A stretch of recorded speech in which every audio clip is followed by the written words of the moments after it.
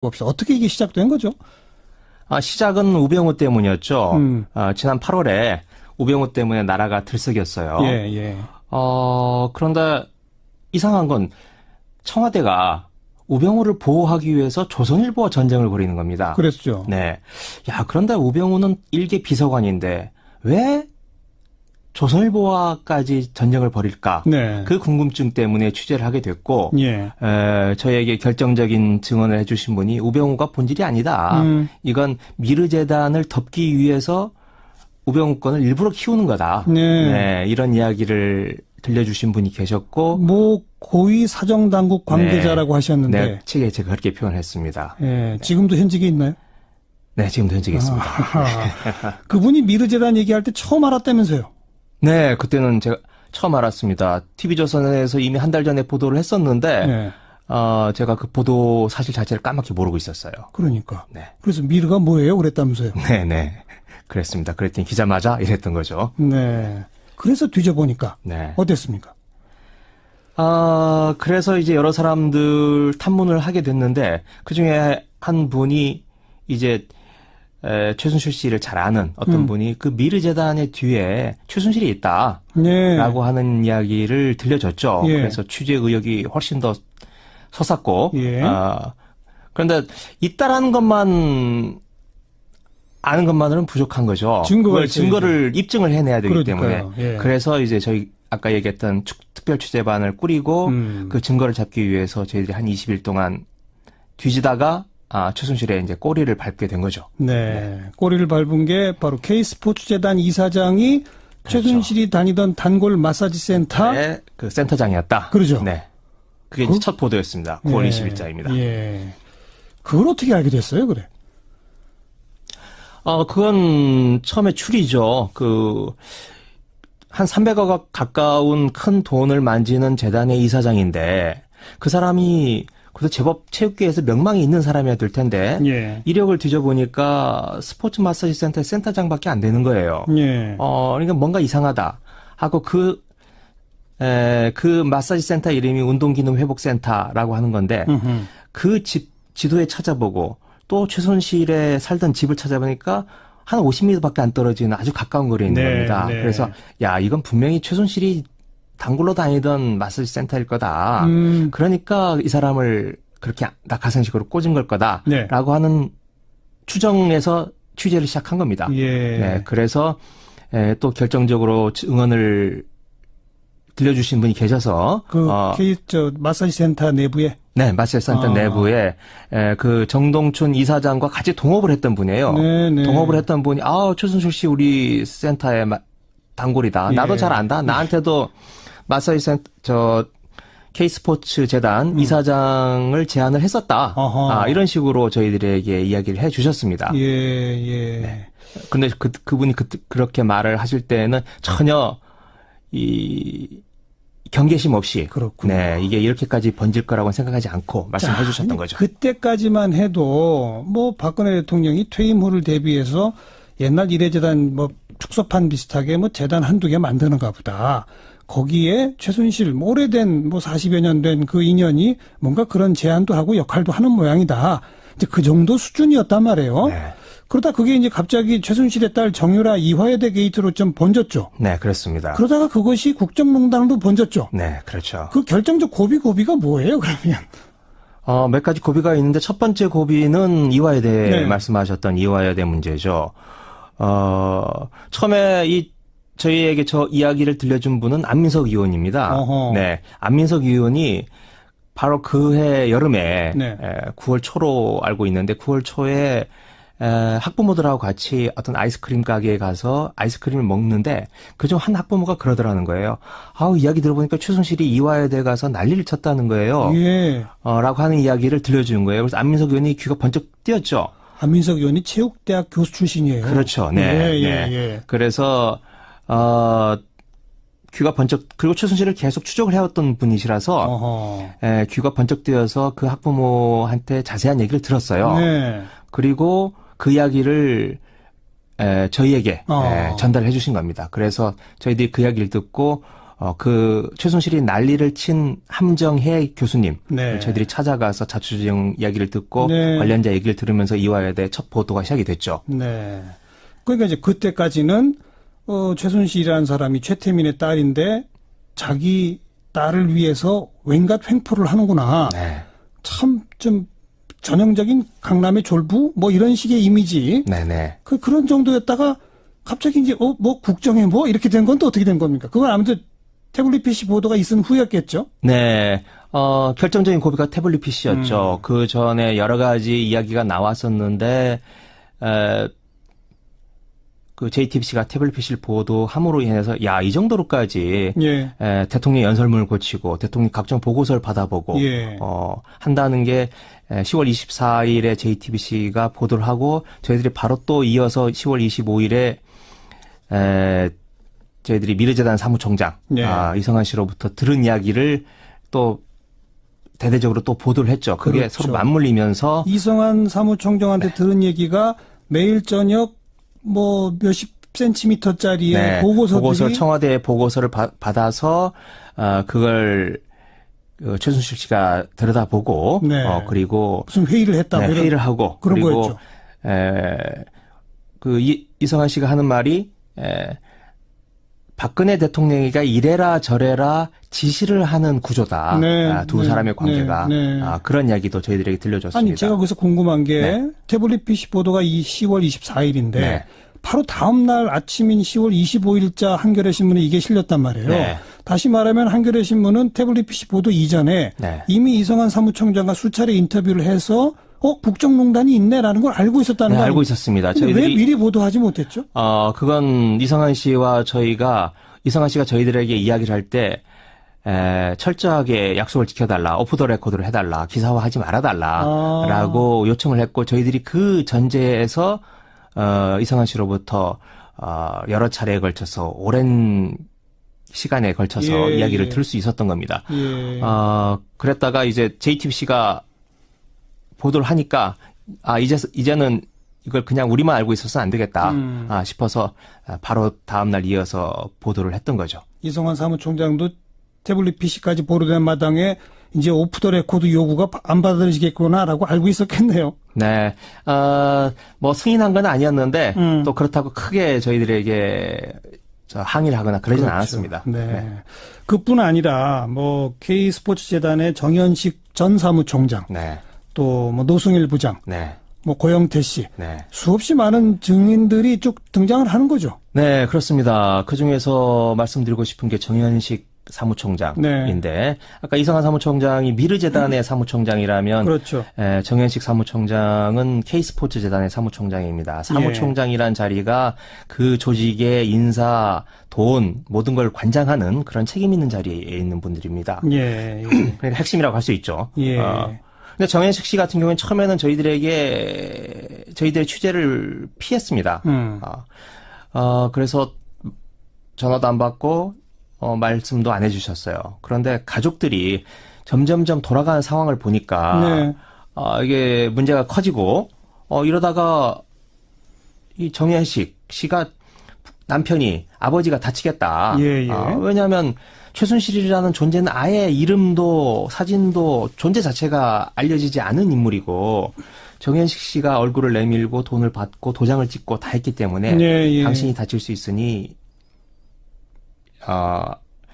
조처를 취하자라고 하면서 저희들에게 접촉을 해왔습니다. 네. 그래서 저희들이 설득을 하고 그래서 좀 뭐 이야기가 길어진다면 10월 23일 날 밤, 비 오는 일요일 날 밤이었는데 저희들이 연락을 받고 그 남양주의 마석으로 찾아갑니다. 예, 찾아갈 때 제가 한겨레 20년 사사를 가지고 가는데 그 사사를 보여주면서 한 권 드리면서 예. 한겨레 신문 작고 가난한 신문이지만 그 정직한 신문이다. 그러니 저희들에게 모든 걸 말씀해 달라라고 간청을 하면서 이야기를 듣게 됐습니다. 그리고 이제 적극 협조로 네, 돌아서 그 다음에는 협조를 해주셨죠. 청문회 나와서도 적극적으로 그렇습니다. 가장 적극적으로 이야기를 해주신 분이 한 분인데 그렇게 큰 주목은 받지 못했습니다. 네. 어쨌든 이런저런 이제 취재 후기를 쭉 좀 짚어봤는데 네. 이제 좀 간략히 정리해 봅시다. 김희겸 기자께서도 사실 맨 처음 이거 한 두 달 됐을 때 어디까지 번져갈지 겁이 난다라고 말했던 것처럼 네. 몰랐죠? 사태가 네, 거죠. 그건 이제 뭐 그만큼 박근혜 정부가 어떤 한계점에 이르라고 해야 될까? 아니면 네. 그동안 적폐가 쌓여 있었다. 그렇죠. 그래서 공개적으로 얘기할 수 없었으나 취재에 들어가면 누군가 건드려주면 나오죠. 이야기를 하고 싶었던 사람들이 많이 있었다. 예. 그 당시 상황이 그랬다고 볼 수 있겠습니다. 예. 제가 그 특검이 수사를 마무리하고 뭐 이럴 때 이제 평가하는 어떤 방송을 하면서 네. 특검 너무 잘했다. 사람들이 막 칭찬들을 하길래 워낙 박근혜와 그 일당이 잘못한 게 많기 때문에 네. 특검이 잘할 수밖에 없었다. 네, 네. 이런 표현을 쓴 적이 있는데 네. 비슷한 거 정확히 보신 겁니다. 비슷한 거 네. 아닙니까? 네, 아니 그렇습니다. 기자분들 입장에서도 네, 그렇죠. 조금만 뒤지면 사람들이 막 나와서 얘기해주고 네. 증거가 나오고 그런 거 네, 아닙니까? 그렇습니다. 네. 그러니까 저희들이 뭐 하나하나 찾아간 것도 있었지만 네. 취재가 시작되고 취재 탄력이 붙고 눈덩이 굴러가듯이 굴러가니까 그러니까요. 먼저 연락을 해오신 분들이 그렇죠. 결정적인 분들이 많이 있었던 거죠. 예, 예. 또 거슬러 가면 네. 최초에 오병우에 주목하고 계실 때 고위 사정당국 당국자가 이건 미르재단 덮으려고 오병우 키우는 거야라는 말을 했다는 것 자체가 네. 사실은 사정기관도 이미 다 알고 있었다는 거 아닙니까? 네, 많은 사람이 알지는 않았지만 극소수이겠지만 알만한 분은 알고 있었던 거죠. 그 얘기는 네. 우리 정부 조직 시스템이 제대로만 굴러갔다면 네, 일이 그렇습니다. 이 지경까지 안 가게 사실 다 차단했어야 되는 거 아닌가요? 그렇죠. 윤용 장관 같은 경우에도 그런 네. 경우죠. 그렇죠. 네. 중간중간에 공무원들이 자신의 어떤 최소한의 영혼을 지니고 자기 역할을 했으면 그렇게 블랙리스트가 그렇게까지 가지는 않겠죠. 하지만 문제가 터지니까 블랙리스트의 실체와 그 전모가 드러나는 거 아니겠습니까? 예. 그리고 TV조선도 사실 최순실 존재까지 알고도 네, 알고 있었습니다. 처음에 보도를 안 했잖아요. 네, 알고 있었지만 청와대 반격이 들어오니까 보도를 멈추고 최순실의 최자도 못 꺼냈던 상황입니다. 그 네. 당시. 정부기구, 언론이 제대로 작동했다면 잊지 않아도 될 일이 벌어진 거죠? 그렇습니다. 네. 앞으로는 어떻게 될까요? 이런 큰일을 겪었으니 진전이 있겠죠. 발전이 있겠죠. 그렇다고 한꺼번에 모든 게 다 변화되리라고 저는 생각하지 않습니다. 하지만 이런 일들이 공직자 또는 일반 시민 모두의 머릿속에 각인이 되면서 예. 우리 사회가 조금씩 희망적인 방향으로 진전이 있지 않을까 그렇게 기대를 해봅니다. 다시 이런 일 없겠죠, 이제? 그것까지 장담할 수는 없겠습니다. 특별, 하지만 이렇게까지 그렇죠. 희대의 사건은 없으리라고 생각합니다. 특별 취재반은 지금은 해체됐습니까? 네, 해체됐습니다. 그럼 김의겸 기자는 지금 뭘 취재하고 계십니까? 지금 저는 원래 있던 여의도 정치부 소속으로 돌아가서 네. 지금 대선을 취재하고 있습니다. 네. 처음 시작했던 우병우로부터 출발했다고 그랬잖아요. 네. 근데 그 우병우만 지금 구속이 안 돼 있네요. 네, 그만큼 이제 검찰 조직이 강고하고 어떤 조직의 자기 보호 본능 이게 강하다고 봐야겠죠. 특히 우병우가 심어놓은 그 라인, 이른바 우병우 라인이 있기 때문에 초기에 초기에 수사는 초기에 해야 되는 건데 증거를 잡아야 되는데 그 타이밍을 놓쳐버렸다 이렇게 볼 수 있겠습니다. 네. 자, 다음에 또 큰 특종을 하시길 바라겠습니다만 이런 일이 또 안 벌어져야 되기 때문에 네, 그렇죠. 특종 못 하셔도 상관없습니다. 그동안 네. 수고 많으셨어요. 네. 고맙습니다. 네, 고맙습니다. 한겨레 신문의 김의겸 기자였습니다. 비서실장. 문재인의 문재인이죠. 비서실장. 이분으로 말씀드릴 것 같으면 80년대 운동권의 전설적 뽐미남. 네. 대단한 인기였어요. 그때 여학생들 사이에. 그럼 뭐하나. 그럼 뭐하나. 지난 총선 때 당내 경선에서 똑 떨어졌죠. 그런데 다시 문재인의 문재인이 되어서 지금, 전략을 짜고 있는 핵심 브레인이라고 스스로 주장하고 있는 임종석 전 의원을 모시겠습니다. 이게 이제 탄핵 때 노무현 대통령 탄핵 국회에서 의결될 당시에 끌려나가는 장면 이렇게 변했어요. 자, 이제 예쁜 거 걸어놓고 자, 오늘 모신 이유는 뭐냐면 각 캠프에 현재 당면하고 있는 고민거리가 뭐냐, 현재 문제점들이 뭐냐 이걸 신속하게 들어보려고 하는 거거든요. 서울시 정무부시장까지 하셨죠. 예. 박원순 시장 때 하셨잖아요. 네. 박원순 시장한테 좀 비친 거 없습니까? 박원순 시장님한테 제가 질문을 마저 하면 경선 딱 시작할 때 박원순 시장도 막 뛰고 있을 때 왜 문재인 캠프 쪽으로 가셨죠? 저도 똑같은 시민의 한 사람이기도 한데요. 가장 확실한 정권 교체의 길을 가고 싶었습니다. 그만큼 저한테도 정권 교체는 모든 국민한테 그렇듯이 절절했고요. 여전히 박원순 시장님 존경하고 가깝습니다. 함께 하게 될 겁니다. 문재인 후보 개인적인 인연이 있다거나 뭐 어느 순간에 가야 되겠다 결정한 게 있다 뭐 계기가 있어요? 저는 사실은 조금 이번에 정권 교체와 함께 좀 가슴 떨리게 보고 있는 것은 후보는 지금 그걸 전국적으로 지지받는 대통령이 되고 싶다고 얘기하시잖아요. 실제로 정치 지형이 87년 6월 항쟁 이전으로 회복되고 있다고 저는 생각합니다. 문재인 후보가 단순히 본인이 정권 교체를 하는 것뿐만 아니라 첫 차가 되겠다. 2호, 3호, 4호 차가 계속 나와져서 한국 사회 이 오랜 적폐들을 청산해 가고 새로운 대한민국으로 가는 시작이었으면 좋겠다 하고 이야기하잖아요. 저는 이번이 정권 교체와 함께 전국적으로 정치 지형을 바꾸는 그런 어떤 변곡점을 우리가 지나고 있다 이렇게 생각합니다. 그래서 꼭 그렇게 만들고 싶고 국민들이 이미 그런 흐름을 잡아주셨는데 안 놓치고 꼭 과거에는 우리가 기울어진 운동장이라고 늘 이야기해왔잖아요. 이제는 거꾸로 민주개혁 진영이 더 우세한 이런 지형이 유지되면서 오랜 한국 사회의 적폐들을 하나씩 되잡아가고 이제는 좀 정방향으로 갈 수 있도록 그렇게 노력하겠습니다. 사람은 어때요? 보시기에? 답답하죠? 보이는 그대로입니다. 더도 덜도 말고 저는 문재인 후보의 제일 강점은 진실한 거라고 생각해요. 진실한 거고 조금은 답답해 보이지만은 또 문재인 후보의 그런 면이 사람들로 하여금 신뢰를 주는 가장 큰 장점이고 먼 길을 함께 갈 만한 이런 사람 아닌가 이렇게 생각합니다. 잔대가리 안 쓴다? 잔머리 잘 안 쓰시죠? 못 쓰세요? 예. 잔머리가 없어요. 좀 있어야 되는데. 답답한 건 저희가 기민한 참모들이 잘 메우도록 하겠습니다. 일단 현재 상황이 어떻게 되냐면 민주당 경선이 본선이다 그랬었어요. 근데 경선 끝나자마자 안철수 후보가 나 여기 있어!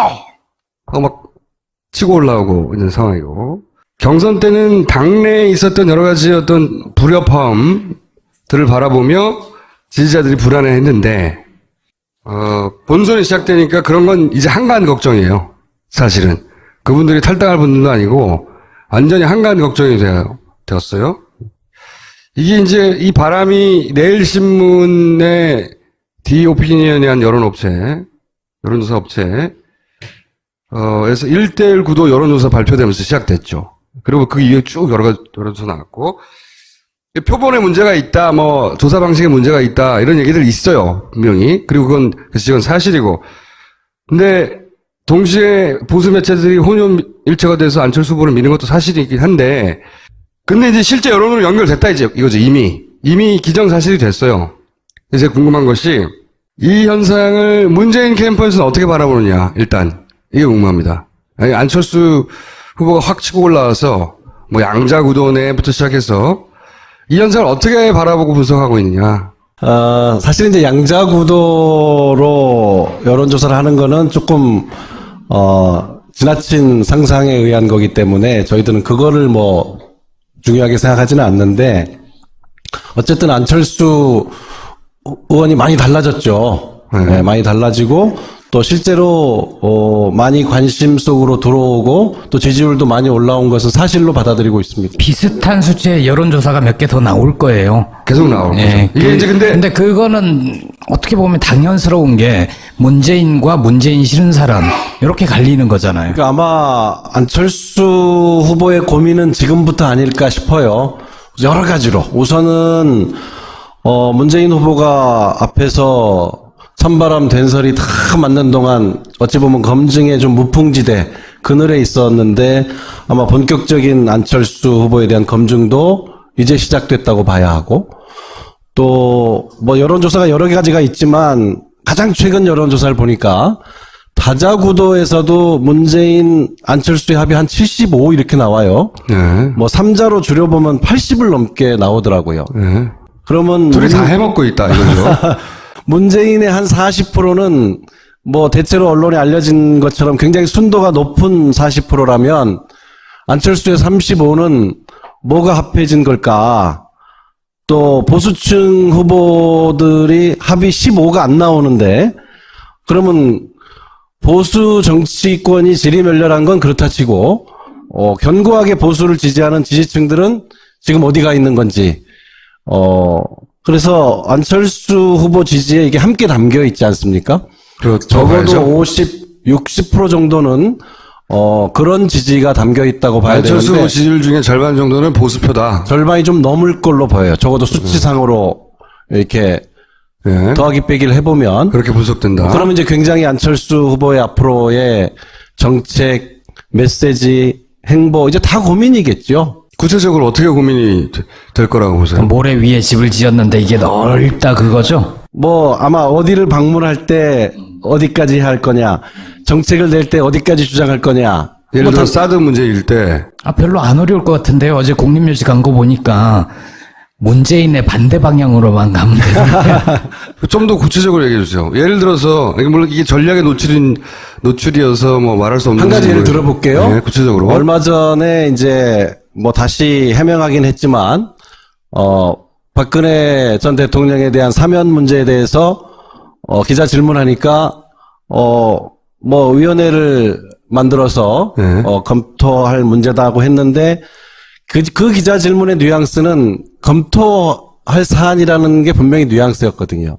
그 뒤에 물론 해명은 다시 남발해서는 안 된다는 취지로 한 이야기다 했지만 아마 이 질문을 또 하면 저는 앞으로 안철수 의원이 어떤 언어 단어들을 선택할지 굉장히 조심스럽고 어려울 거예요. 원론적인 얘기를 하겠죠, 원론이. 근데 이제 그 말에 명수원을 가면 방문을 전직 대통령 묘소들 어디까지 방문할지도 고민일 거고 또 과거에 이제 민주당 대표하면서도 늘 이 정체성 문제 5.18이나 4.19나 또는 뭐 6.15나 이런 문제에 대한 입장 문제에 대해서 자꾸 이 검증을 받은 바가 있었는데 이런 질문을 다시 들이밀 때도 굉장히 난처할 거예요.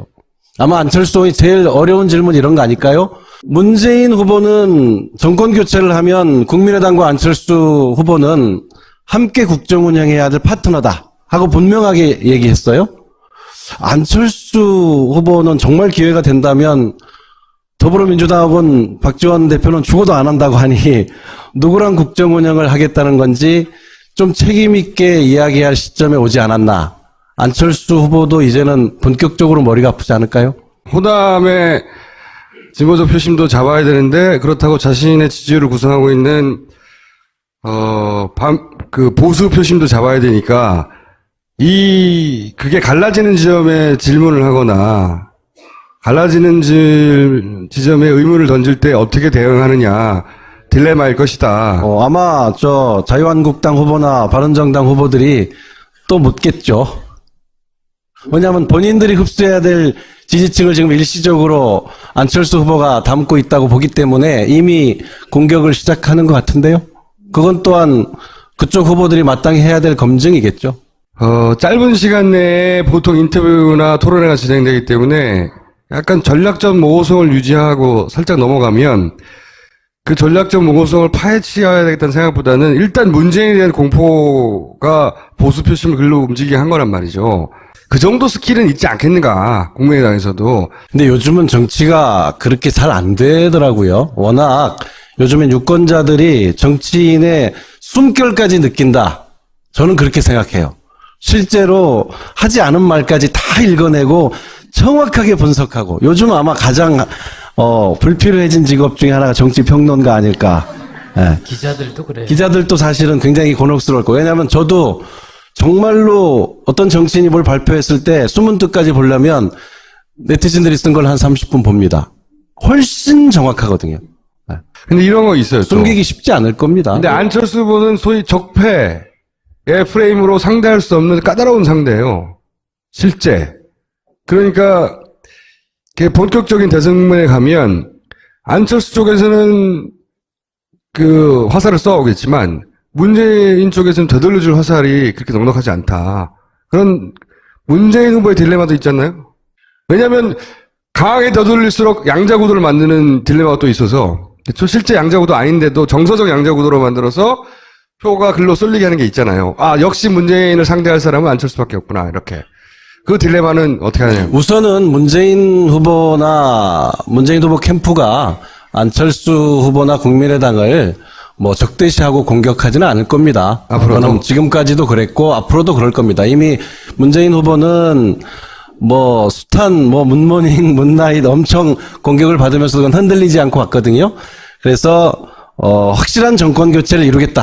그리고 야권과 함께 국정 운영을 해가겠다 하는 것은 거듭해서 밝힌 거기 때문에 문재인 후보의 구상에는 그러면 내년 지선 정도면은 만약에 민주당이 그 대선을 승리하면 결국은 한 1년에 걸쳐서 국민의당과 통합이 될 것이다. 이렇게 생각하는 건가요? 지금 뭐 그렇게 이야기하기는 지금 그렇게 말할 수 없지만. 곤란하겠지만은 예. 대선 결과에 따라서 지금의 어떤 비정상적인 어떤 정당 구조는 한번 재편이 될 거라고 생각합니다. 뭐 자유한국당과 바른당도 싸우는 건 결국 영원히 떨어지고 싶어서 이러는 게 아니거든요. 바른정당이 더 높은 지지율을 가져서 내년 지선에는 바른정당 중심으로 재편되길 원하는 것이고 자유한국당이야 당연히 자유한국당 중심으로 재편되길 원하는.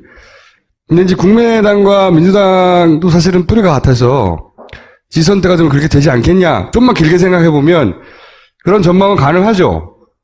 둘이 자유한국당과 바른당이 그렇게 싸우듯이 여기도 그렇게 싸우고 있는 건데 여기는 강한 후보가 둘이 있는 거죠. 그래서 적처럼 보이는 게 있어요. 캠프에서 보시기에 잠재적으로 가장 강력한 경쟁자는 안철수입니까? 유승민입니까? 홍준표입니까? 최근에 이제 몇 여론조사 때문에 저희도 긴장하고 또 문재인 후보를 통해서 확실하게 정권 교체를 하겠다 하는 지지자분들도 굉장히, 당황스럽기도 하고 고민도 커졌을 거라고 생각해요.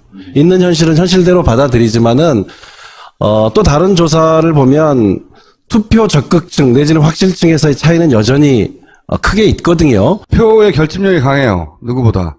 보수층이, 갈 곳을 잃어서 또는 보수층을 대표하는 후보가 도저히 마음에 안 들어서 지금 여론조사에 그렇게 답했다 할지라도 실제로 마지막 투표행위까지 이어질 거냐 하는 문제는 간단한 문제가 아니죠. 안철수 후보의 고민일 수밖에 없죠. 그러니까 그 중에서 누가 투표장까지 가느냐가 중요한데 문재인 후보의 최대 강점은 그거예요. 오랫동안 두드려 맞으며 만들어진 지지층이어서 투표장에 꼭 간다고 하는 면에서는 그 비교를 따지면 굉장히 격차가 벌어지죠. 그리고 문재인 후보 지지율은 이렇게 더듬어 보시면 한 번도 2, 3%가 한 번에 올라간 적이 없어요. 정말 1%씩 올라왔거든요. 저희가 20대 초반 내지는 10대 후반에서 머물러 있을 때 그때 박스권에 갇혀 있다고 언론에 많이 지적을 받았는데 어느 순간 30 가까이 갔어요. 그래서 또 머무니까 또 박스권에 갇혔다고 그러더라고요. 박스가 좀 움직이죠. 그래서 35% 넘고 최근에 다자고도에서는 40에 근접한 여론조사들이 나오는데 또 30대 후반 40 박스권에 갇혔다고 또 그러더라고요. 그래서 뭐 박스가 커지고 있는 건 분명하니까. 경선이 끝난 지 얼마 안 돼서 아직까지 반영이 안 됐을 수는 있는데 2위를 한 안희정 후보 그리고 3위 이재명 후보 둘이 비슷하잖아요. 이 지지자들을 이렇게 확 끌어안을 거라고 보시나요?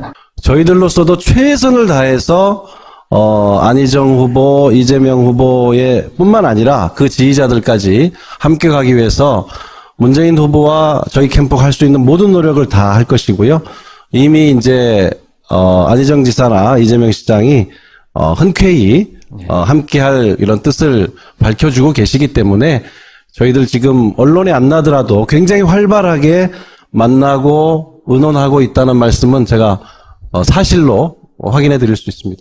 문재인 적극 투표층이 탄탄하다는 것도 명백한 사실이지만 동시에 반문재인 구도라는 것도 굉장히 탄탄해요. 그렇죠. 비호감에서도 가장 높죠. 아주 확고하다는 거죠. 그러니까 종편이 지난 대선 끝나자마자 지금부터 시작해서 지금까지 한 일은 단 한 가지예요. 뭘 하든지 간에 문재인만은 안 된다.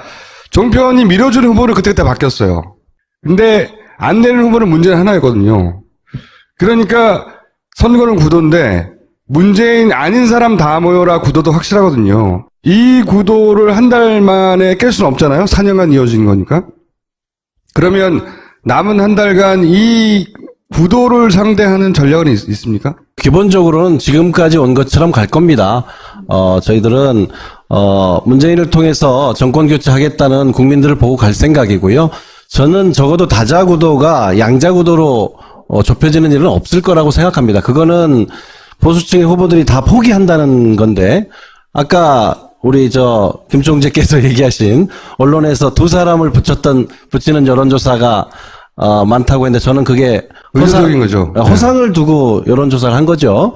문재인을 지지하느냐, 지지하지 않느냐를 갖고 하는 건데, 그것은 현실에서 일어날 수 없는 여론조사를 하고 있기 때문에, 저는 기본적으로 다자구도는 유지된다고 봅니다. 그 여론조사의 목적은 이런 거죠.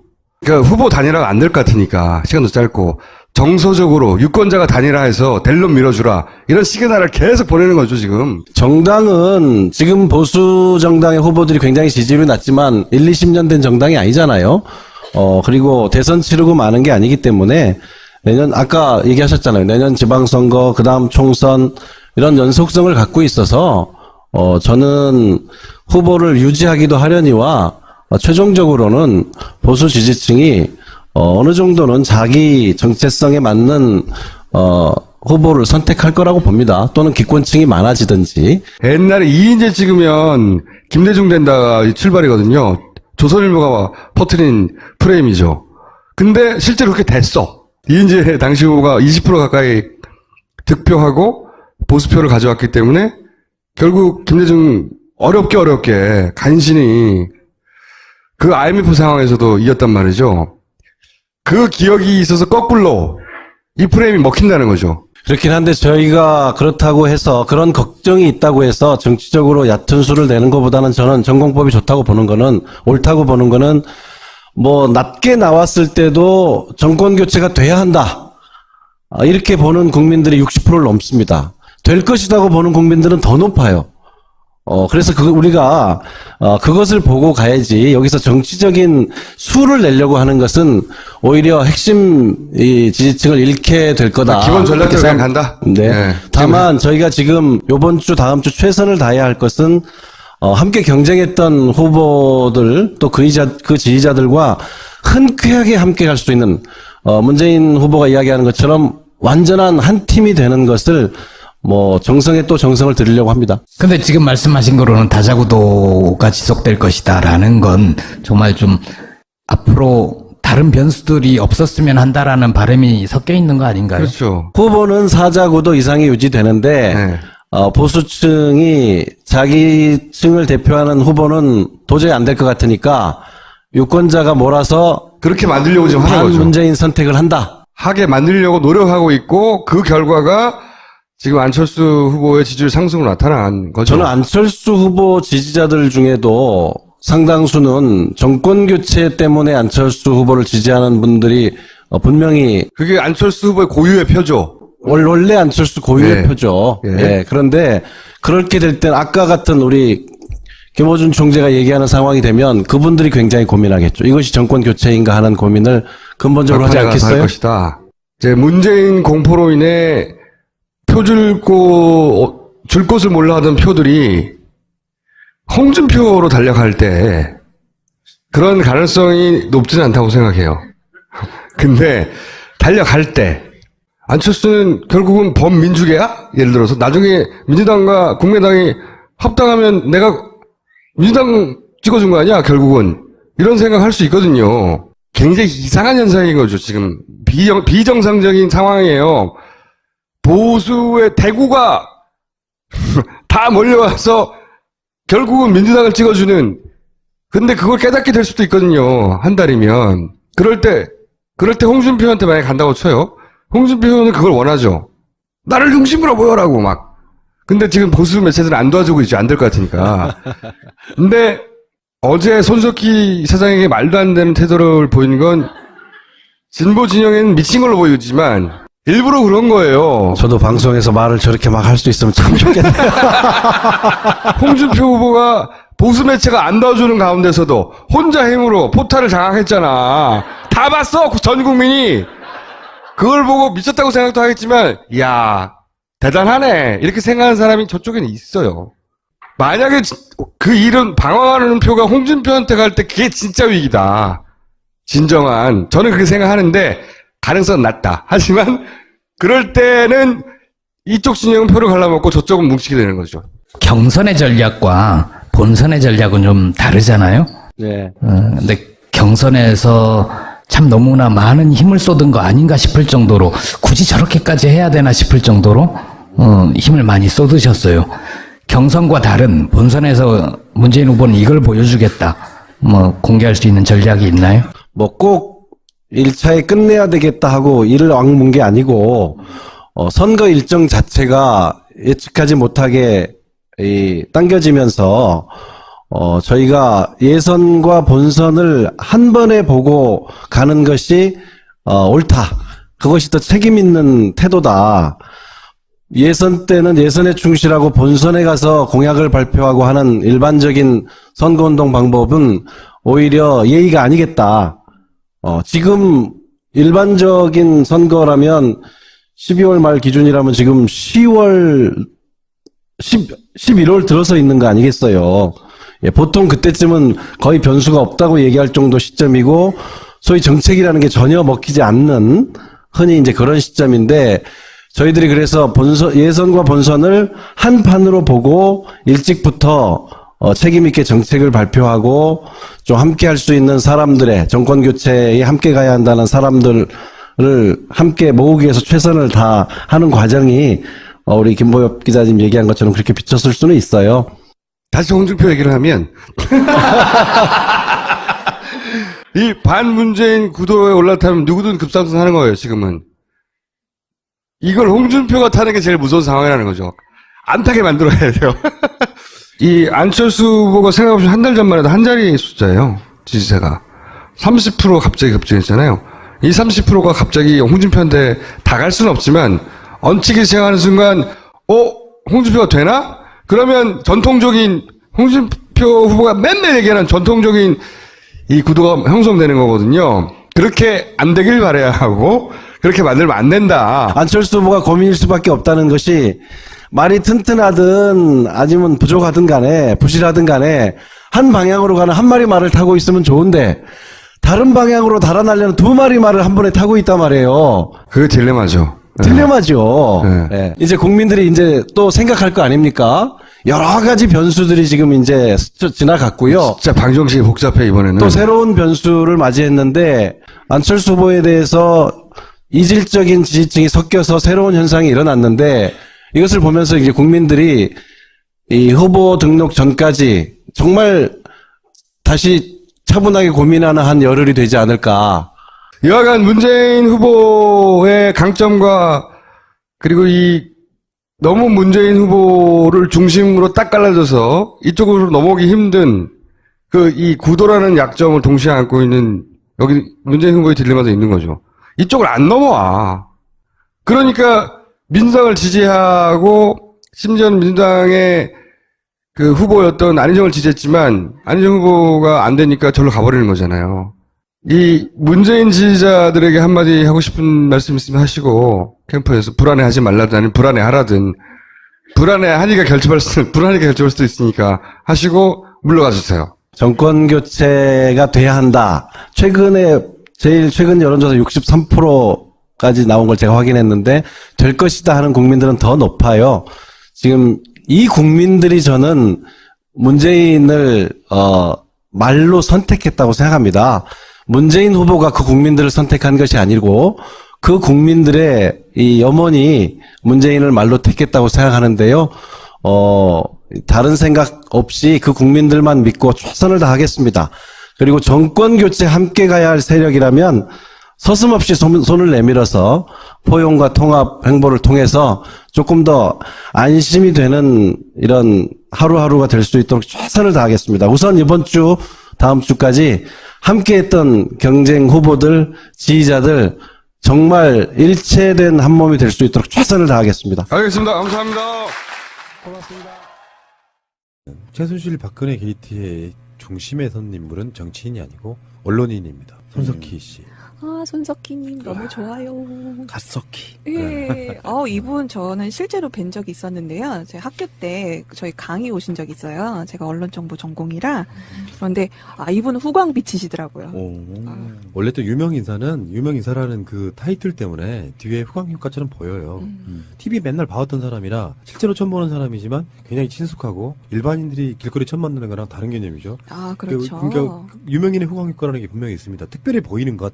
사실은 그것 일종의 의학계에 있어서 플라시보 효과랑 비슷한 거예요. 그럴 수도 있겠네요. 어디 갔는데 유명 연예인이 이렇게 식사 같은 걸 하고 있다 그러면 소곤소곤거리며 지나가잖아요. 거기에 이제 그런 효과 때문이거든요. 특별하지 않아요. 그들도. 근데 이제 워낙 갓석희이기 때문에 분석하는데 좀 조심스럽긴 한데요. 그냥 담백하게 한번 해보려고 그래요. 네. 손석희도 결국은 사람이더라. 이런 관점으로 놓고 얘기를 한번 해보고 싶어 하는 거거든요. 일단 정말 평범했던 어떤 일상의 유년 시절을 보낸 어떤 한 사람이 사회에 나와서 진화하는 과정에서 뭔가 자기 역할을 찾은 것 같다는 그런 느낌이었어요. 이 사람들 이런 거 있잖아요. 손석희 그러면 뭐 12년 연속 가장 유력한 언론인 이렇게 해년마다 조사가 나오거든요. 최근에 JTBC 문제뿐만 아니라 손석희의 경력은 이미 12년 전부터 한국에서 가장 영향력 있는 언론인이 돼 있단 말이에요. 그러면 그 사람을 성역하기가 쉬워요. 결과를 보고 예측을 하는 거예요. 사실 소년 시절에 완전히 망난이었다고 해도 어떤 위인전은 어떻게 만들어지냐면 그는 어렸을 때부터 떡잎이 달랐다 이런 개념으로 가요. 그렇죠. 그래서 뭐 바른 생각과 아주 어렸을 때부터 언론에 대한 생각을 남달리 갖고 살아왔다 이렇게 저는 보지 않는 거죠. 일단 아버지가요 군인이셨답니다. 군인의 아들로 태어난 거고요. 군인 그만두시고 사업을 하셨는데 쫄망하는. 그래서 결국에는 뭐 제가 일화에 의하면은 흙집 이런 데 살았는데 비가 오니까 흙이 천장에 떨어지더래요. 그런가 보다고 받침대 놓고 있었는데 우수수 떨어져가지고 안방에서 마루로 피할 정도로 살았대요. 그런 정도의 환경에서 자랐는데 그래서 여러분들이 아시다시피 뭐 최근에 한국을 주도하는 어떤 유력한 대학을 나온 것도 아니고요. 그렇다고 그 학교를 비할 생각은 전혀 없어요. 제 생각에는 그 시대급의 지금 정치인들 뭐 학력 스펙 보면은 또 웬만큼 뭐 대학 이렇게 해서 어떤 레벨이 있잖아요. 그래서 손석희 옹은 사실 그 시대에는 좋은 대학을 나왔다고 좀 보기는 어렵죠. 근데 이게 반대로 말하면 손석희는 그렇기 때문에 저는 더 가치가 있다고 봐요. 한국 사회는 주류와 비주류의 문화가 엄청나게 나눠요. 국회의원 하는 사람도 정말 돈이 많거나 그렇지 않으면 대량 비등비등 할 경우에는 어떤 레벨은 국회의원감이고 어떤 레벨은 시의원감이고 이런 레벨이 있어요. 그런 걸 다 협파한 사람이다 보면 비주류에 계시는 분들 입장에서는 굉장히 선지자적인 인물 중에 저는 하나라고 봐요. 대표적인 인물들이 제가 볼 때는 서태지 조용필입니다. 그 사람들은 고등학교밖에 졸업 안 했어요. 그쵸. 네, 맞다. 네. 네. 그런 관점으로 좀 바라보는 일단 그런 면이 좀 있다고 보고 손석희 씨가 JTBC 뉴스를 시작해가지고요. 최근에 시청률이 10주 연속 1위를 달성했어요. KBS를 뺀 겁니다. 뉴스 시간대가 일단 달라요. KBS는 9시고요. MBC, SBS, JTBC가 8시에 시작하잖아요. 그러니까 지상파 두 국과 경쟁을 해서 계속 1위를 달리고 있는 거예요. 8시 대 뉴스로는. 그런 관점으로 일단 보시면 좋을 것 같고요. 왜 이런 일들이 만들어졌는가를 분석하기 전에 이제 상식적으로 몇 가지만 알려드리겠습니다. 여러분 시청률이 뭔지 아세요? 시청률 1위라고 그랬잖아요. 네. 시청률 조사하는 가구들이 딱 선별이 돼 있다고 들었는데요. 그 사람들 중에서 이제 자동으로 집계가 된다고 들었어요. 그래서 이제 그것을 TV를 켜고 있는 가구 중에서 그것을 시청하고 있는 가구의 퍼센테이지? 어설프게 알고 계십니다. 아, 그런가요? 설명해드릴게요. 시청 점유율하고 시청률이 있는데 말이 헷갈리니까 사람들이 이해를 못 하시는 측면이 있어요. 혹시 보현님은 시청률과 시청 점유율이 뭐가 다른지 알아요? 아니요. 근데 이걸 되게 어렵게 설명드려요. 예를 들면 뭐 시청률이 이렇게 표현합니다. 텔레비전의 특정 프로그램 또는 특정 시간대를 시청한 개인 또는 세대가 그 당시 방송을 시청할 수 있는 상태에 있었던 개인 또는 세대의 총수에 대한 비율. 뭔 말인지 알겠어요?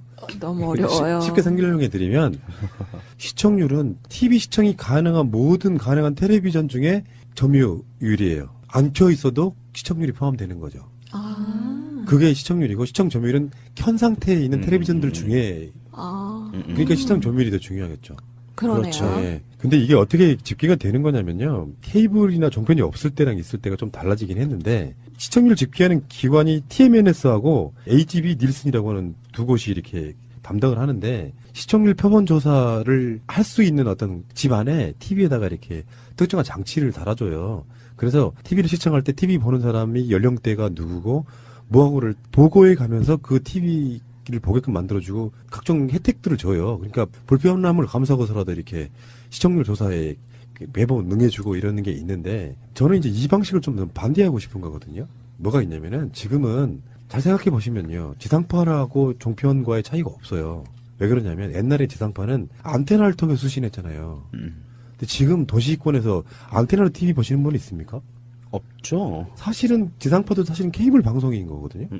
그러니까 케이블 방송이라고 하는 거는 지상파는 공중에 쏴버렸잖아요. 그러니까 공중에 쏴버린 전파는 누가 볼지를 모르기 때문에 표본을 골라갖고 여론조사처럼 시청률을 뺐던 시절이 있었는데 지금은 사실은 다 데이터 집계가 된다는 거예요. 케이블 TV든 위성이든 IPTV든 다 집계가 되니까 그걸 분석해가지고 데이터량이 가고 어느 집에서 실시간으로 뭘 얼마를 보고 있는지를 다 알고 있는데 그걸 굳이 표본을 나눠 볼 필요가 뭐 있느냐 제 생각이거든요. 그렇네요. 근데 그 데이터만 있으면은 실질적인 진짜 시청률이나 시청 점유율이 나올 거라고 생각합니다. 바꿔야 된다는 거죠. 이것도 제가 보기엔 좀 이상한 시스템이라고 저는 보는데. 지금 현재 거의 99% 이상의 TV들이 전부 다 선으로, 유선으로 또는 다 연결이 되어 있죠. 스카이라이프 같은 위성으로 이런 그렇죠. 방식으로. 그것도 마찬가지로 거기 랜선이 어쨌든 TV 뒷면에 다 꽂혀지죠.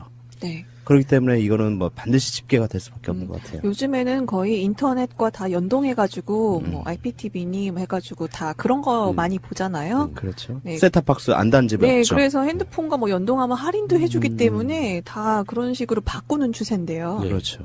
그래서 다시 이제 원점으로 돌아가면 지상파 갖고 있는 특혜 중에 하나는 일단 번호가 빠르죠.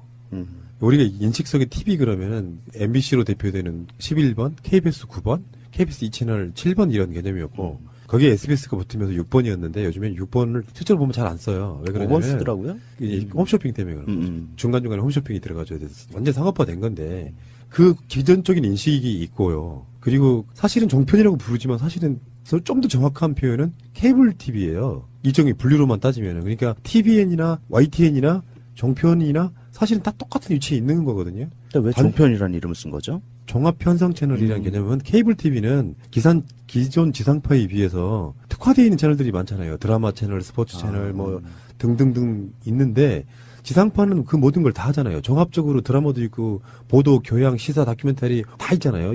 예능까지. 그 기능을 똑같이 갖고 간 게 종편인 거죠. 종합적으로 편성되어 있는 채널. 보도 채널 같은 특화된 채널이 아니라 지상파랑 기능이 똑같은 거를 줄여서 종편이라고 부르는 거예요. 근데 어찌됐건 그 8시 뉴스 시간대에 JTBC가 SBS, MBC를 이겼다고 하는 것은 사실상 좀 기적 같은 일이에요. 그래서 지금 최근에는 뭐 날마다 시청률이 다르게 나오지만 약 10% 정도의 시청률이 나오고 있거든요. 지금 MBC 같은 경우는요, 5%가 안 됩니다. 박근혜 지지율하고 비슷하네요.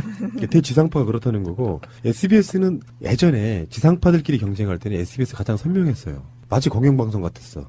그 김성준 앵커의 좀 덕도 좀 있는 거고요.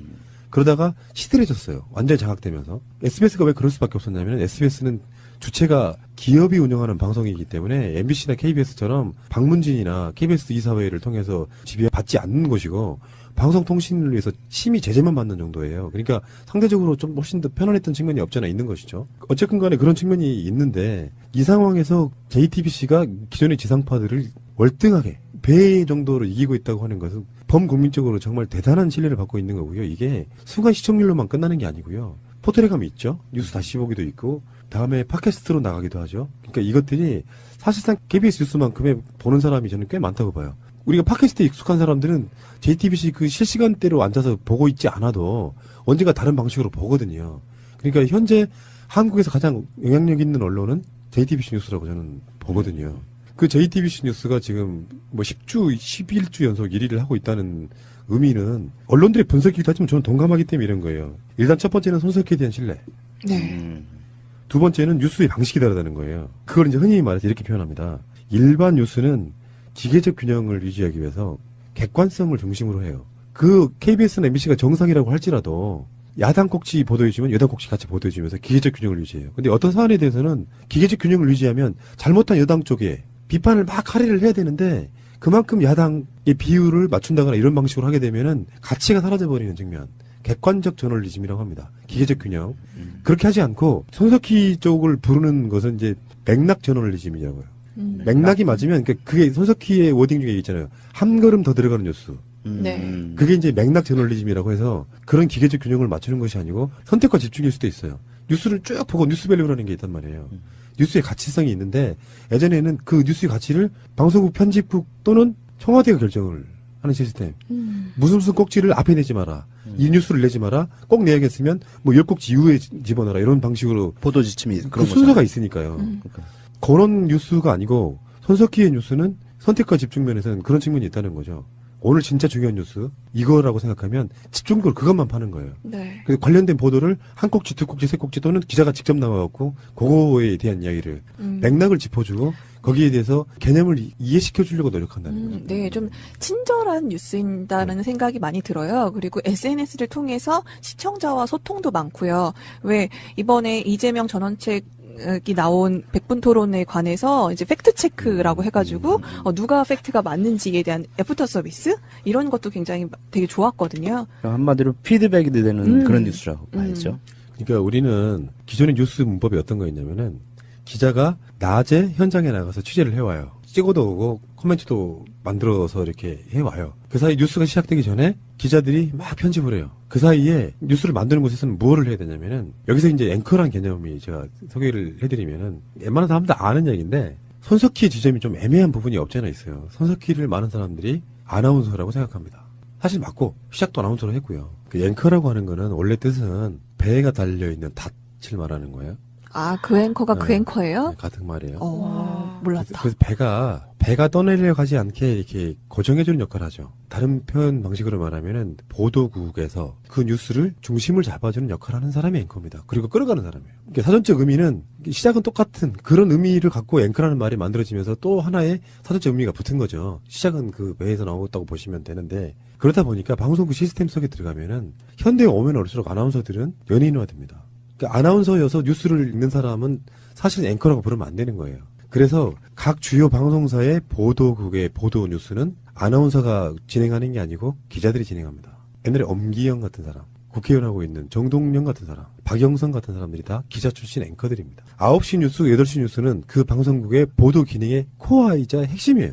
그러다 보니까 직접 취재를 하지 않은 멘트만 읽어주는 아나운서들로는 사실감이 떨어지는 겁니다. 그래서 멘트력이 되는 기자들, 간부급 기자들이 나와서 앵커를 직접 하는 거예요. 그 시스템을 잘 모르시는 분들이 그 뉴스를 하게 되면 그 사람을 아나운서라고 무조건 획일적으로 불러버리는 거예요. 지금도 정동영, 박영선을 아나운서 출신이라고 하는 사람이 있습니다. 근데 아나운서가 낫다, 좋다 이런 차원이 아니고 보도 기능으로만 만들어진 것은 아니라는 말씀을 드리는 거예요. 근데 손석희는 아나운서로 들어왔는데 그 당시 MBC에서는 기자 역할도 한 걸로 알려지고 있는 거예요. 아나운서와 보도국이 분류가 안 됐던 시점에서는 아나운서국 근무를 하면 아나운서인 거고 보도국 가서 현장을 취재를 하면 기자인 거였던 시절이 있었던 거죠. 거기서 느꼈던 그래서 실제로 MBC에 보면은 이상한 전통들이 있습니다.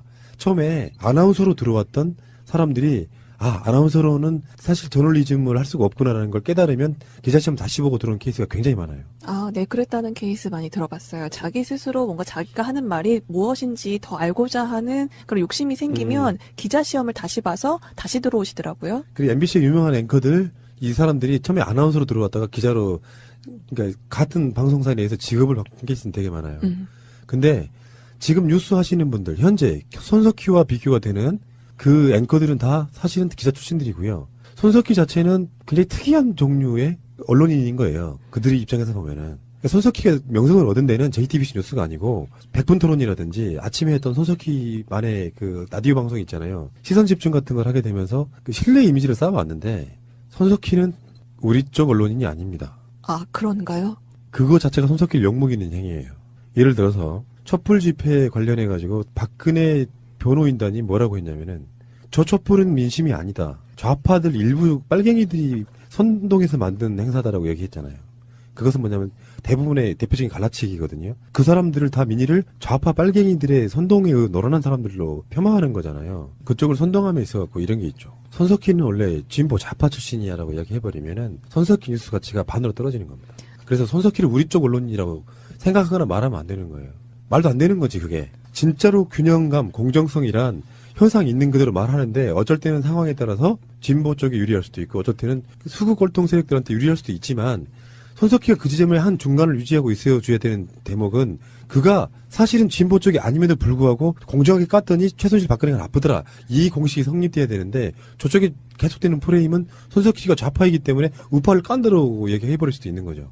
그러네요. 손석희가 말하는 균형은 바로 그런 것 때문에 나오는 거거든요. 좌파 패널로 나온 사람들한테 집요하게 뭔가를 물어보면서 그 사람들 논리를 깨는 것도 그런 노력 중에 하나인 거죠. 그러니까 손석희 자체가 저는 기계적 균형 감각으로 그렇게 방송한다고 생각하지는 않습니다. 언론인으로 사는 법을 체득하신 분처럼 보여요. 그래서 손석희 씨는 제가 봤을 때 이 현상들을 꽤 즐기는 듯한 느낌을 받습니다. JTBC 뉴스룸에서 태블릿 PC를 까므로써 사실상 박근혜가 탄핵된 거거든요. 결론으로만 놓고 보면. 그렇죠. 시작이 발단이 그거였죠. 그럼 얼마나 많은 사람들한테 협박과 이런 걸 받았겠어요? 근데 뚝심 강단만으로 그걸 끌어갈 수는 없어요. 손석희는 다른 면에서 보면은 그런 걸 즐기는 거죠. 저 사람이 언론인이라고 하는 사람들이 자기를 좋아해주고 존경해준 거에 대한 열광을 즐기는 거라고 생각해요. 농담처럼 팟캐스트에 손석희라고 이야기하는 이유가 뭐냐면은 그런 류의 인간형을 잘 알아요. 내 생각하고 똑같기 때문에 그래요. 아, 그러네요. 나는 그렇게 올리려고 하는 말이 아니라 그런 언론을 공부해 왔거나 해온 사람들이라면 대체적으로 그런 마인드를 갖는다는 거예요. 손석희 뉴스가 JTBC 뉴스가 제대로 빛을 발한 게 세월호 보도였어요. 다른 지상파들이 세월호 이야기를 안 하고 있을 때 세월호 이야기를 꾸준히 했어요. 새가 날아든다 그랬잖아요. 실제로 손석희는 신년 방송을 팽목한 가수도 해요. 메이크업도 안 한 상태로 그냥 보여줘요. 그게 흔히 말하면 진정성이거든요. 사실요, 제가 팟캐스트를 만들었을 때 생각 중에 하나가 그런 게 있었거든요. 지상파 언론인들 굉장히 혐오합니다, 솔직히 말하면. 다는 아니지만.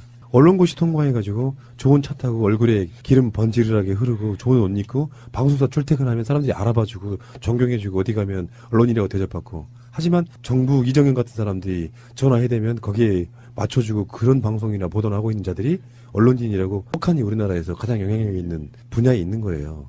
언론이 얼마나 위대한 분야에 있냐면 여러분 잘 생각해보세요. 국회, 청와대, 검찰, 법원에서 어떤 뉴스가 나오면 뭐합니까? 그걸 국민에게 알리는 것은 언론인데 어떤 시각으로 알리느냐. 뉴스를 진짜 중요한 뉴스인데 보도를 안 해버리면 그건 뉴스도 아닌 거예요. 그만큼 현대 사회에서는 미디어의 영향력이 절대적이라고 보시면 돼요. 그들이 변절하거나 정권에 아부하기 시작하면 나라가 개판 쳐지는 거죠. 그런 자들이 언론인이라고 월급 많이 받고 살아왔던 거예요. 그래서 저는 그들을 경멸하는 겁니다. 그런 관점이기 때문에 팟캐스트를 하는 게 그런 쪽에 있는 것보다 훨씬 더 마음 편한 거예요. 양심상. 그런 관점으로 이렇게 바라보는 관점으로 봤을 때 손석희는 지극하게 언론인으로서의 가치가 무엇인지를 정확하게 꿰뚫고 있는 사람이라고 저는 보는 겁니다. 그 순간순간 시청률에 연연하는 게 아니고요. 손석희 이전에 JTBC 뉴스는 굉장히 조잡했어요. 맥락이 없었다 이거죠. 근데 손석희를 영입했던 홍석희의 생각은 그거였다고 봐요. 철저한 시장적 접근이라고 봐요. 상업적 접근인 거죠. 종편들이 다 이명박근혜에 편들고 있잖아요. JTBC만이라도 진보, 우리나라 인구의 반인 민주진보 쪽 사람들에게도 마음에 드는 방송을 만들어야겠다라고. 사람들은 뭘 얼마를 보고 있는지를 다 알고 있는데 그걸 굳이 표본을 나눠 볼 필요가 뭐 있느냐, 제 생각이거든요. 그렇네요. 근데 그 데이터만 있으면은 실질적인 진짜 시청률이나 시청 점유율이 나올 거라고 생각합니다. 바꿔야 된다는 거죠. 이것도 제가 보기엔 좀 이상한 시스템이라고 저는 보는데. 지금 현재 거의 99% 이상의 TV들이 전부 다 선으로, 유선으로 또는 다 연결이 되어 있죠. 스카이라이프 같은 위성으로 이런 그렇죠. 방식으로. 그것도 마찬가지로 거기 랜선이 어쨌든 TV 뒷면에 다 꽂혀지죠. 네. 그렇기 때문에 이거는 뭐 반드시 집계가 될 수밖에 없는 것 같아요. 요즘에는 거의 인터넷과 다 연동해가지고 뭐 IPTV니 뭐 해가지고 다 그런 거 많이 보잖아요. 그렇죠. 네. 셋탑박스 안 단 집이 네, 없죠. 그래서 핸드폰과 뭐 연동하면 할인도 해주기 때문에 다 그런 식으로 바꾸는 추세인데요. 그렇죠. 그래서 다시 이제 원점으로 돌아가면 지상파 갖고 있는 특혜 중에 하나는 일단 번호가 빠르죠. 우리가 인식석의 TV 그러면은 MBC로 대표되는 11번, KBS 9번, KBS 2채널 7번 이런 개념이었고 거기에 SBS가 붙으면서 6번이었는데 요즘엔 6번을 실제로 보면 잘 안 써요. 왜 그러냐면 5번 쓰더라고요. 이제 홈쇼핑 때문에 그런 거죠. 중간중간에 홈쇼핑이 들어가줘야 돼서 완전 상업화된 건데 그 기존적인 인식이 있고요. 그리고 사실은 종편이라고 부르지만 사실은 좀 더 정확한 표현은 케이블 TV예요. 일종의 분류로만 따지면은. 그러니까 TVN이나 YTN이나 종편이나 사실은 다 똑같은 위치에 있는 거거든요. 근데 왜 종편이라는 이름을 쓴 거죠? 종합 편성 채널이라는 개념은 케이블 TV는 기존 지상파에 비해서 특화되어 있는 채널들이 많잖아요. 드라마 채널, 스포츠 채널 뭐 등등등 있는데 지상파는 그 모든 걸 다 하잖아요. 종합적으로 드라마도 있고 보도, 교양, 시사, 다큐멘터리 다 있잖아요. 예능까지. 그 기능을 똑같이 갖고 간 게 종편인 거죠. 종합적으로 편성되어 있는 채널. 보도 채널 같은 특화된 채널이 아니라 지상파랑 기능이 똑같은 거를 줄여서 종편이라고 부르는 거예요. 근데 어찌됐건 그 8시 뉴스 시간대에 JTBC가 SBS, MBC를 이겼다고 하는 것은 사실상 좀 기적 같은 일이에요. 그래서 지금 최근에는 뭐 날마다 시청률이 다르게 나오지만 약 10% 정도의 시청률이 나오고 있거든요. 지금 MBC 같은 경우는요, 5%가 안 됩니다. 박근혜 지지율하고 비슷하네요.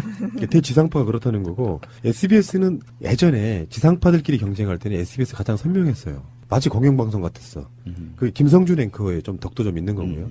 그러다가 시들해졌어요. 완전히 장악되면서. SBS가 왜 그럴 수밖에 없었냐면, SBS는 주체가 기업이 운영하는 방송이기 때문에 MBC나 KBS처럼 방문진이나 KBS 이사회를 통해서 지배받지 않는 것이고, 방송통신을 위해서 심의 제재만 받는 정도예요. 그러니까 상대적으로 좀 훨씬 더 편안했던 측면이 없지 않아 있는 것이죠. 어쨌든 간에 그런 측면이 있는데, 이 상황에서 JTBC가 기존의 지상파들을 월등하게 배 정도로 이기고 있다고 하는 것은 범국민적으로 정말 대단한 신뢰를 받고 있는 거고요. 이게 순간 시청률로만 끝나는 게 아니고요. 포털에 가면 있죠. 뉴스 다시 보기도 있고, 다음에 팟캐스트로 나가기도 하죠. 그러니까 이것들이 사실상 KBS 뉴스만큼의 보는 사람이 저는 꽤 많다. 그것을 TV를 켜고 있는 가구 중에서 그것을 시청하고 있는 가구의 퍼센테이지?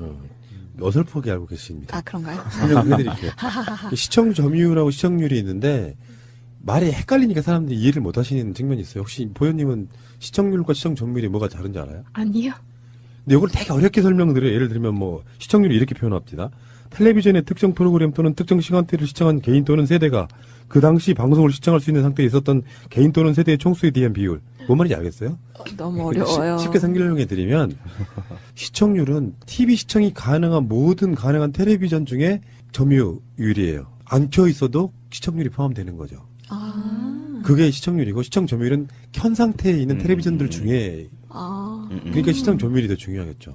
그러네요. 그렇죠. 예. 근데 이게 어떻게 집계가 되는 거냐면요. 케이블이나 종편이 없을 때랑 있을 때가 좀 달라지긴 했는데, 시청률 집계하는 기관이 TMNS하고 HB 닐슨이라고 하는 두 곳이 이렇게 담당을 하는데, 시청률 표본 조사를 할 수 있는 어떤 집 안에 TV에다가 이렇게 특정한 장치를 달아줘요. 그래서 TV를 시청할 때 TV 보는 사람이 연령대가 누구고 뭐하고를 보고해 가면서 그 TV를 보게끔 만들어주고 각종 혜택들을 줘요. 그러니까 불편함을 감수하고서라도 이렇게 시청률 조사에 매번 응해주고 이러는 게 있는데, 저는 이제 이 방식을 좀 반대하고 싶은 거거든요. 뭐가 있냐면은 지금은 잘 생각해 보시면요. 지상파하고 종편과의 차이가 없어요. 왜 그러냐면 옛날에 지상파는 안테나를 통해 수신했잖아요. 근데 지금 도시권에서 안테나로 TV 보시는 분 있습니까? 없죠. 사실은 지상파도 사실은 케이블 방송인 거거든요. 그러니까 케이블 방송이라고 하는 거는 지상파는 공중에 쏴버렸잖아요. 그러니까 공중에 쏴버린 전파는 누가 볼지를 모르기 때문에 표본을 골라갖고 여론조사처럼 시청률을 뺐던 시절이 있었는데, 지금은 사실은 다 데이터 집계가 된다는 거예요. 케이블 TV든 위성이든 IPTV든 다 집계가 되니까 그걸 분석해가지고 데이터량이 가고 어느 집에서 실시간으로 뭘 얼마를 보고 있는지를 다 알고 있는데 그걸 굳이 표본을 나눠 볼 필요가 뭐 있느냐, 제 생각이거든요. 그렇네요. 근데 그 데이터만 있으면은 실질적인 진짜 시청률이나 시청 점유율이 나올 거라고 생각합니다. 바꿔야 된다는 거죠. 이것도 제가 보기엔 좀 이상한 시스템이라고 저는 보는데. 지금 현재 거의 99% 이상의 TV들이 전부 다 선으로, 유선으로 또는 다 연결이 되어 있죠. 스카이라이프 같은 위성으로 이런 그렇죠. 방식으로. 그것도 마찬가지로 거기 랜선이 어쨌든 TV 뒷면에 다 꽂혀지죠. 네. 그렇기 때문에 이거는 뭐 반드시 집계가 될 수밖에 없는 것 같아요. 요즘에는 거의 인터넷과 다 연동해가지고 뭐 IPTV니 뭐 해가지고 다 그런 거 많이 보잖아요. 그렇죠. 네. 셋탑박스 안 단 집은 네, 없죠. 그래서 핸드폰과 뭐 연동하면 할인도 해주기 때문에 다 그런 식으로 바꾸는 추세인데요. 그렇죠. 그래서 다시 이제 원점으로 돌아가면 지상파 갖고 있는 특혜 중에 하나는 일단 번호가 빠르죠. 우리가 인식석의 TV 그러면은 지금 MBC 같은 경우는요 5%가 안 됩니다. 박근혜 지지율하고 비슷하네요. 대지상파가 그렇다는 거고, SBS는 예전에 지상파들끼리 경쟁할 때는 SBS 가장 선명했어요. 마치 공영방송 같았어. 그 김성준 앵커의 좀 덕도 좀 있는 거고요. 그러다가 시들해졌어요. 완전히 장악되면서. SBS가 왜 그럴 수밖에 없었냐면, SBS는 주체가 기업이 운영하는 방송이기 때문에 MBC나 KBS처럼 방문진이나 KBS 이사회를 통해서 지배받지 않는 것이고, 방송통신을 위해서 심의 제재만 받는 정도예요. 그러니까 상대적으로 좀 훨씬 더 편안했던 측면이 없잖아 있는 것이죠. 어쨌든 간에 그런 측면이 있는데 이 상황에서 JTBC가 기존의 지상파들을 월등하게 배 정도로 이기고 있다고 하는 것은 범국민적으로 정말 대단한 신뢰를 받고 있는 거고요. 이게 순간 시청률로만 끝나는 게 아니고요. 포털에 가면 있죠. 뉴스 다시 보기도 있고 다음에 팟캐스트로 나가기도 하죠. 그러니까 이것들이 사실상 KBS 뉴스만큼의 보는 사람이 저는 꽤 많다고 봐요. 우리가 팟캐스트에 익숙한 사람들은 JTBC 그 실시간대로 앉아서 보고 있지 않아도 언젠가 다른 방식으로 보거든요. 그러니까 현재 한국에서 가장 영향력 있는 언론은 JTBC 뉴스라고 저는 보거든요. 그 JTBC 뉴스가 지금 뭐 10주, 11주 연속 1위를 하고 있다는 의미는 언론들의 분석이기도 하지만 저는 동감하기 때문에 이런 거예요. 일단 첫 번째는 손석희에 대한 신뢰. 네. 두 번째는 뉴스의 방식이 다르다는 거예요. 그걸 이제 흔히 말해서 이렇게 표현합니다. 일반 뉴스는 기계적 균형을 유지하기 위해서 객관성을 중심으로 해요. 그 KBS나 MBC가 정상이라고 할지라도 야당 꼭지 보도해주면 여당 꼭지 같이 보도해주면서 기계적 균형을 유지해요. 근데 어떤 사안에 대해서는 기계적 균형을 유지하면 잘못한 여당 쪽에 비판을 막 할애를 해야 되는데 그만큼 야당의 비율을 맞춘다거나 이런 방식으로 하게 되면은 가치가 사라져버리는 측면. 객관적 저널리즘이라고 합니다. 기계적 균형. 그렇게 하지 않고 손석희 쪽을 부르는 것은 이제 맥락 저널리즘이라고요. 맥락이 맞으면 그게 손석희의 워딩 중에 있잖아요. 한 걸음 더 들어가는 뉴스. 네. 그게 이제 맥락 저널리즘이라고 해서 그런 기계적 균형을 맞추는 것이 아니고 선택과 집중일 수도 있어요. 뉴스를 쭉 보고 뉴스밸류라는 게 있단 말이에요. 뉴스의 가치성이 있는데 예전에는 그 뉴스의 가치를 방송국 편집국 또는 청와대가 결정을 하는 시스템. 무슨 꼭지를 앞에 내지 마라. 이 뉴스를 내지 마라. 꼭 내야겠으면 뭐 10꼭지 이후에 집어넣어라. 이런 방식으로 보도 지침이 그 그런 순서가 거잖아요. 있으니까요. 그런 뉴스가 아니고 손석희의 뉴스는 선택과 집중 면에서는 그런 측면이 있다는 거죠.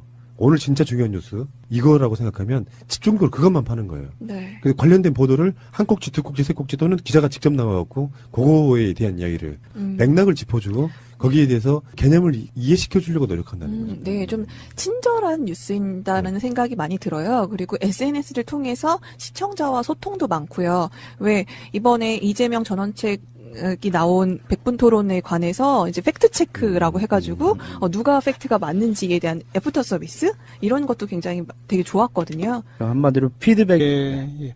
또 거슬러 가면 최초의 오병우에 주목하고 계실 때 고위 사정당국 당국자가 이건 미르재단 덮으려고 오병우 키우는 거야라는 말을 했다는 것 자체가 네. 사실은 사정기관도 이미 다 알고 있었다는 거 아닙니까? 네, 많은 사람이 알지는 않았지만 극소수이겠지만 알만한 분은 알고 있었던 거죠.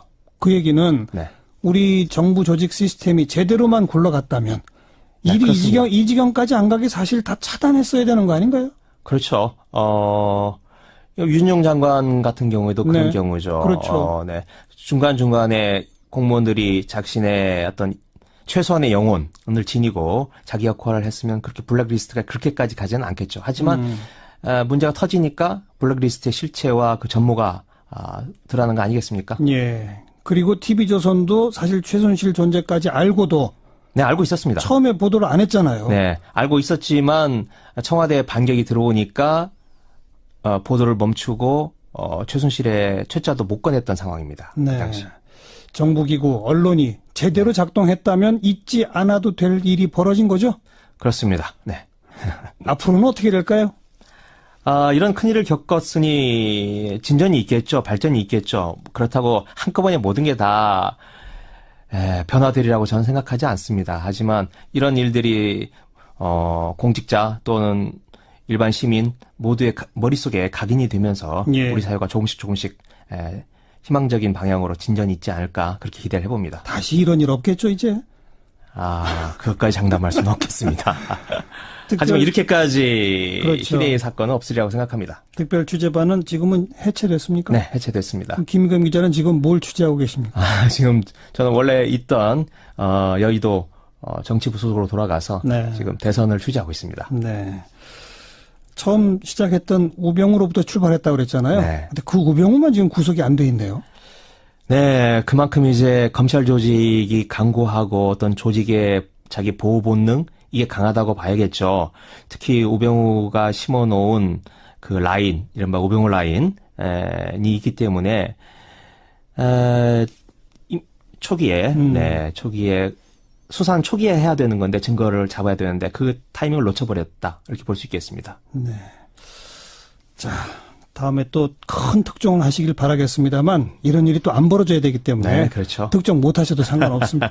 그동안 네. 수고 많으셨어요. 네. 고맙습니다. 네, 고맙습니다. 한겨레 신문의 김의겸 기자였습니다. 비서실장. 문재인의 문재인이죠. 비서실장. 이분으로 말씀드릴 것 같으면 80년대 운동권의 전설적 뽐미남.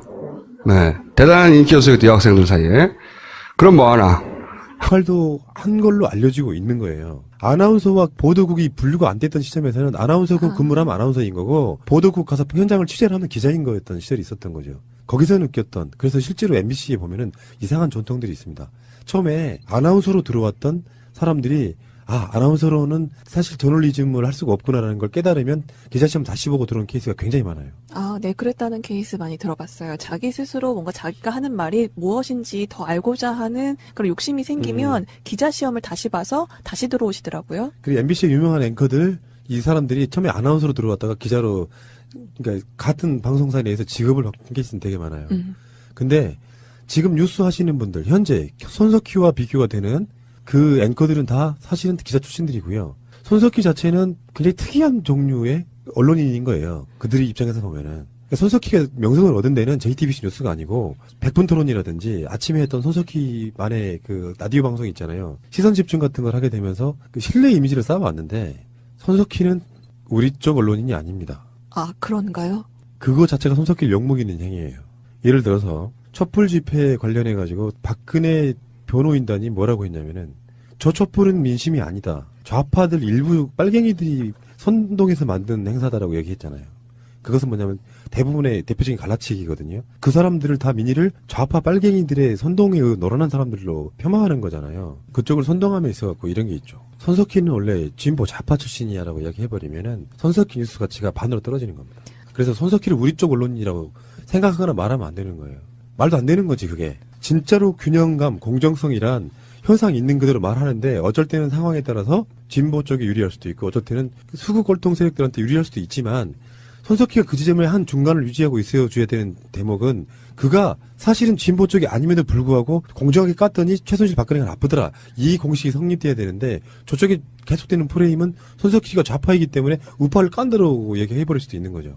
그러네요. 손석희가 말하는 균형은 바로 그런 것 때문에 나오는 거거든요. 좌파 패널로 나온 사람들한테 집요하게 뭔가를 물어보면서 그 사람들 논리를 깨는 것도 그런 노력 중에 하나인 거죠. 그러니까 손석희 자체가 저는 기계적 균형 감각으로 그렇게 방송한다고 생각하지는 않습니다. 언론인으로 사는 법을 체득하신 분처럼 보여요. 그래서 손석희 씨는 제가 봤을 때 이 현상들을 꽤 즐기는 듯한 느낌을 받습니다. JTBC 뉴스룸에서 태블릿 PC를 까므로써 사실상 박근혜가 탄핵된 거거든요. 결론으로만 놓고 보면. 그렇죠. 시작이 발단이 그거였죠. 그럼 얼마나 많은 사람들한테 협박과 이런 걸 받았겠어요? 근데 뚝심 강단만으로 그걸 끌어갈 수는 없어요. 손석희는 다른 면에서 보면은 그런 걸 즐기는 거죠. 저 사람이 언론인이라고 하는 사람들이 자기를 좋아해주고 존경해주는 거에 대한 열광을 즐기는 거라고 생각해요. 농담처럼 팟캐스트에 손석희라고 이야기하는 이유가 뭐냐면은 그런 류의 인간형을 잘 알아요. 내 생각하고 똑같기 때문에 그래요. 하든 아니면 부족하든 간에 부실하든 간에 한 방향으로 가는 한 마리 말을 타고 있으면 좋은데 다른 방향으로 달아나려는 두 마리 말을 한 번에 타고 있단 말이에요. 그게 딜레마죠. 딜레마죠. 네. 네. 이제 국민들이 이제 또 생각할 거 아닙니까? 여러 가지 변수들이 지금 이제 지나갔고요. 진짜 방정식이 복잡해 이번에는. 또 새로운 변수를 맞이했는데 안철수 후보에 대해서 이질적인 지지층이 섞여서 새로운 현상이 일어났는데 이것을 보면서 이제 국민들이 이 후보 등록 전까지 정말 다시 차분하게 고민하는 한 열흘이 되지 않을까. 여하간 문재인 후보의 강점과 그리고 너무 문재인 후보를 중심으로 딱 갈라져서 이쪽으로 넘어오기 힘든 이 구도라는 약점을 동시에 안고 있는 여기 문재인 후보의 딜레마도 있는 거죠. 이쪽을 안 넘어와. 그러니까 민주당을 지지하고 심지어는 민주당의 그 후보였던 안희정을 지지했지만 안희정 후보가 안 되니까 절로 가버리는 거잖아요. 이 문재인 지지자들에게 한마디 하고 싶은 말씀 있으면 하시고 캠프에서 불안해하지 말라든 아니면 불안해하라든 불안해하니까 불안하니까 결집할 수도 있으니까 하시고 물러가 주세요. 정권 교체가 돼야 한다. 최근에 제일 최근 여론조사 63%까지 나온 걸 제가 확인했는데 될 것이다 하는 국민들은 더 높아요. 지금 이 국민들이 저는 문재인을 말로 선택했다고 생각합니다. 문재인 후보가 그 국민들을 선택한 것이 아니고 그 국민들의 이 염원이 문재인을 말로 택했다고 생각하는데요. 다른 생각 없이 그 국민들만 믿고 최선을 다하겠습니다. 그리고 정권 교체 함께 가야 할 세력이라면 서슴없이 손을 내밀어서 포용과 통합 행보를 통해서 조금 더 안심이 되는 이런 하루하루가 될 수 있도록 최선을 다하겠습니다. 우선 이번 주, 다음 주까지 함께했던 경쟁 후보들, 지지자들 정말 일체된 한 몸이 될 수 있도록 최선을 다하겠습니다. 알겠습니다. 감사합니다. 최순실 박근혜 게이트의 중심에 선 인물은 정치인이 아니고 언론인입니다. 손석희 씨. 아, 손석희님 너무 좋아요. 갓석희. 예. 이분 저는 실제로 뵌 적이 있었는데요. 제 학교 때 저희 강의 오신 적이 있어요. 제가 언론정보 전공이라. 그런데 이분은 후광 비치시더라고요. 원래 또 유명 인사라는 그 타이틀 때문에 뒤에 후광 효과처럼 보여요. TV 맨날 봐왔던 사람이라 실제로 처음 보는 사람이지만 굉장히 친숙하고 일반인들이 길거리 처음 만나는 거랑 다른 개념이죠. 아, 그렇죠. 그러니까 유명인의 후광 효과라는 게 분명히 있습니다. 특별히 보이는 것. 사실은 그것 일종의 의학계에 있어서 플라시보 효과랑 비슷한 거예요. 그럴 수도 있겠네요. 어디 갔는데 유명 연예인이 이렇게 하고 있다 그러면 소곤소곤거리며 지나가잖아요. 거기에 이제 그런 효과 때문이거든요. 특별하지 않아요. 그들도. 근데 이제 워낙 갓석희이기 때문에 분석하는데 좀 조심스럽긴 한데요. 그냥 담백하게 한번 해보려고 그래요. 네. 손석희도 결국은 사람이더라. 이런 관점으로 놓고 얘기를 한번 해보고 싶어 하는 거거든요. 일단 정말 평범했던 어떤 일상의 유년 시절을 보낸 어떤 한 사람이 사회에 나와서 진화하는 과정에서 뭔가 자기 역할을 찾은 것 같다는 그런 느낌이었어요. 이 사람들 이런 거 있잖아요. 손석희 그러면 뭐 12년 연속 가장 유력한 언론인 이렇게 해년마다 조사가 나오거든요. 최근에 JTBC 문제뿐만 아니라 손석희의 경력은 이미 12년 전부터 한국에서 가장 영향력 있는 언론인이 돼 있단 말이에요. 그러면 그 사람을 성역하기가 쉬워요. 결과를 보고 예측을 하는 거예요. 사실 소년 시절에 완전히 망난이었다고 해도 어떤 위인전은 어떻게 만들어지냐면 그는 어렸을 때부터 떡잎이 달랐다 이런 개념으로 가요. 그렇죠. 그래서 바른 생각과 아주 어렸을 때부터 언론에 대한 생각을 남달리 갖고 살아왔다 이렇게 저는 보지 않는 거죠. 일단 아버지가요 군인이셨답니다. 군인의 아들로 태어난 거고요. 군인 그만두시고 사업을 하셨는데 쫄망하는. 그래서 결국에는 뭐 제가 일화에 의하면은 흙집 이런 데 살았는데 비가 오니까 흙이 천장에 떨어지더래요. 그런가 보다고 받침대 놓고 있었는데 우수수 떨어져가지고 안방에서 마루로 피할 정도로 살았대요. 그런 정도의 환경에서 자랐는데 그래서 여러분들이 아시다시피 뭐 최근에 한국을 주도하는 어떤 유력한 대학을 나온 것도 아니고요. 그렇다고 그 학교를 비할 생각은 전혀 없어요. 제 생각에는 그 시대급의 지금 정치인들 뭐 학력 스펙 보면은 또 웬만큼 뭐 대학 이렇게 해서 어떤 레벨이 있잖아요. 그래서 손석희 옹은 사실 그 시대에는 좋은 대학을 나왔다고 좀 보기는 어렵죠. 근데 이게 반대로 말하면 손석희는 그렇기 때문에 저는 더 가치가 있다고 봐요. 한국 사회는 주류와 비주류의 문화가 엄청나게 나눠요. 국회의원 하는 사람도 정말 돈이 많거나 그렇지 않으면 대량 비등비등 할 경우에는 어떤 레벨은 국회의원감이고 어떤 레벨은 시의원감이고 이런 레벨이 있어요. 그런 걸 다 혁파한 사람이다 보면 비주류에 계시는 분들 입장에서는 굉장히 선지자적인 인물 중에 저는 하나라고 봐요. 대표적인 인물들이 제가 볼 때는 서태지 조용필입니다. 그 사람들은 고등학교밖에 졸업 안 했어요. 그렇죠. 네, 맞다. 네. 그런 관점으로 좀 바라보는 일단 그런 면이 좀 있다고 보고 손석희 씨가 JTBC 뉴스를 시작해가지고요. 최근에 시청률이 10주 연속 1위를 달성했어요. KBS를 뺀 겁니다. 뉴스 시간대가 일단 달라요. KBS는 9시고요. MBC, SBS, JTBC가 8시에 시작하잖아요. 그러니까 지상파 두 국과 경쟁을 해서 계속 1위를 달리고 있는 거예요. 8시 대 뉴스로는. 그런 관점으로 일단 보시면 좋을 것 같고요. 왜 이런 일들이 만들어졌는가를 분석하기 전에 이제 상식적으로 몇 가지만 알려드리겠습니다. 여러분 시청률이 뭔지 아세요? 시청률 1위라고 그랬잖아요. 네. 시청률 조사하는 가구들이 딱 선별이 돼 있다고 들었는데요. 그 사람들 중에서 이제 자동으로 집계가 된다. 문재인의 반대 방향으로만 가면 되는데. 좀 더 구체적으로 얘기해 주세요. 예를 들어서, 물론 이게 전략의 노출이어서 뭐 말할 수 없는. 한 가지 예를 들어볼게요. 네, 구체적으로. 얼마 전에 이제 뭐 다시 해명하긴 했지만, 박근혜 전 대통령에 대한 사면 문제에 대해서, 기자 질문하니까, 뭐 위원회를 만들어서 네. 검토할 문제다고 했는데 그 기자 질문의 뉘앙스는 검토할 사안이라는 게 분명히 뉘앙스였거든요. 그 뒤에 물론 해명은 다시 남발해서는 안 된다는 취지로 한 이야기다 했지만 아마 이 질문을 또 하면 저는 앞으로 안철수 의원이 어떤 언어 단어들을 선택할지 굉장히 조심스럽고 어려울 거예요. 원론적인 얘기를 하겠죠, 원론이. 근데 이제 그 말에 영수원을 가면 방문을 전직 대통령 묘소들 어디까지 방문할지도 고민일 거고 또 과거에 이제 민주당 대표하면서도 늘 이 정체성 문제 5.18이나 4.19나 또는 뭐 6.15나 이런 문제에 대한 입장 문제에 있어서 자꾸 이 검증을 받은 바가 있었는데 이런 질문을 다시 들이밀 때도 굉장히 난처할 거예요. 아마 안철수 의원이 제일 어려운 질문 이런 거 아닐까요? 문재인 후보는 정권 교체를 하면 국민의당과 안철수 후보는 함께 국정 운영해야 될 파트너다 하고 분명하게 얘기했어요. 안철수 후보는 정말 기회가 된다면 더불어민주당하고는 박지원 대표는 죽어도 안 한다고 하니 누구랑 국정 운영을 하겠다는 건지 좀 책임 있게 이야기할 시점에 오지 않았나. 안철수 후보도 이제는 본격적으로 머리가 아프지 않을까요? 호남의 진보적 표심도 잡아야 되는데 그렇다고 자신의 지지율을 구성하고 있는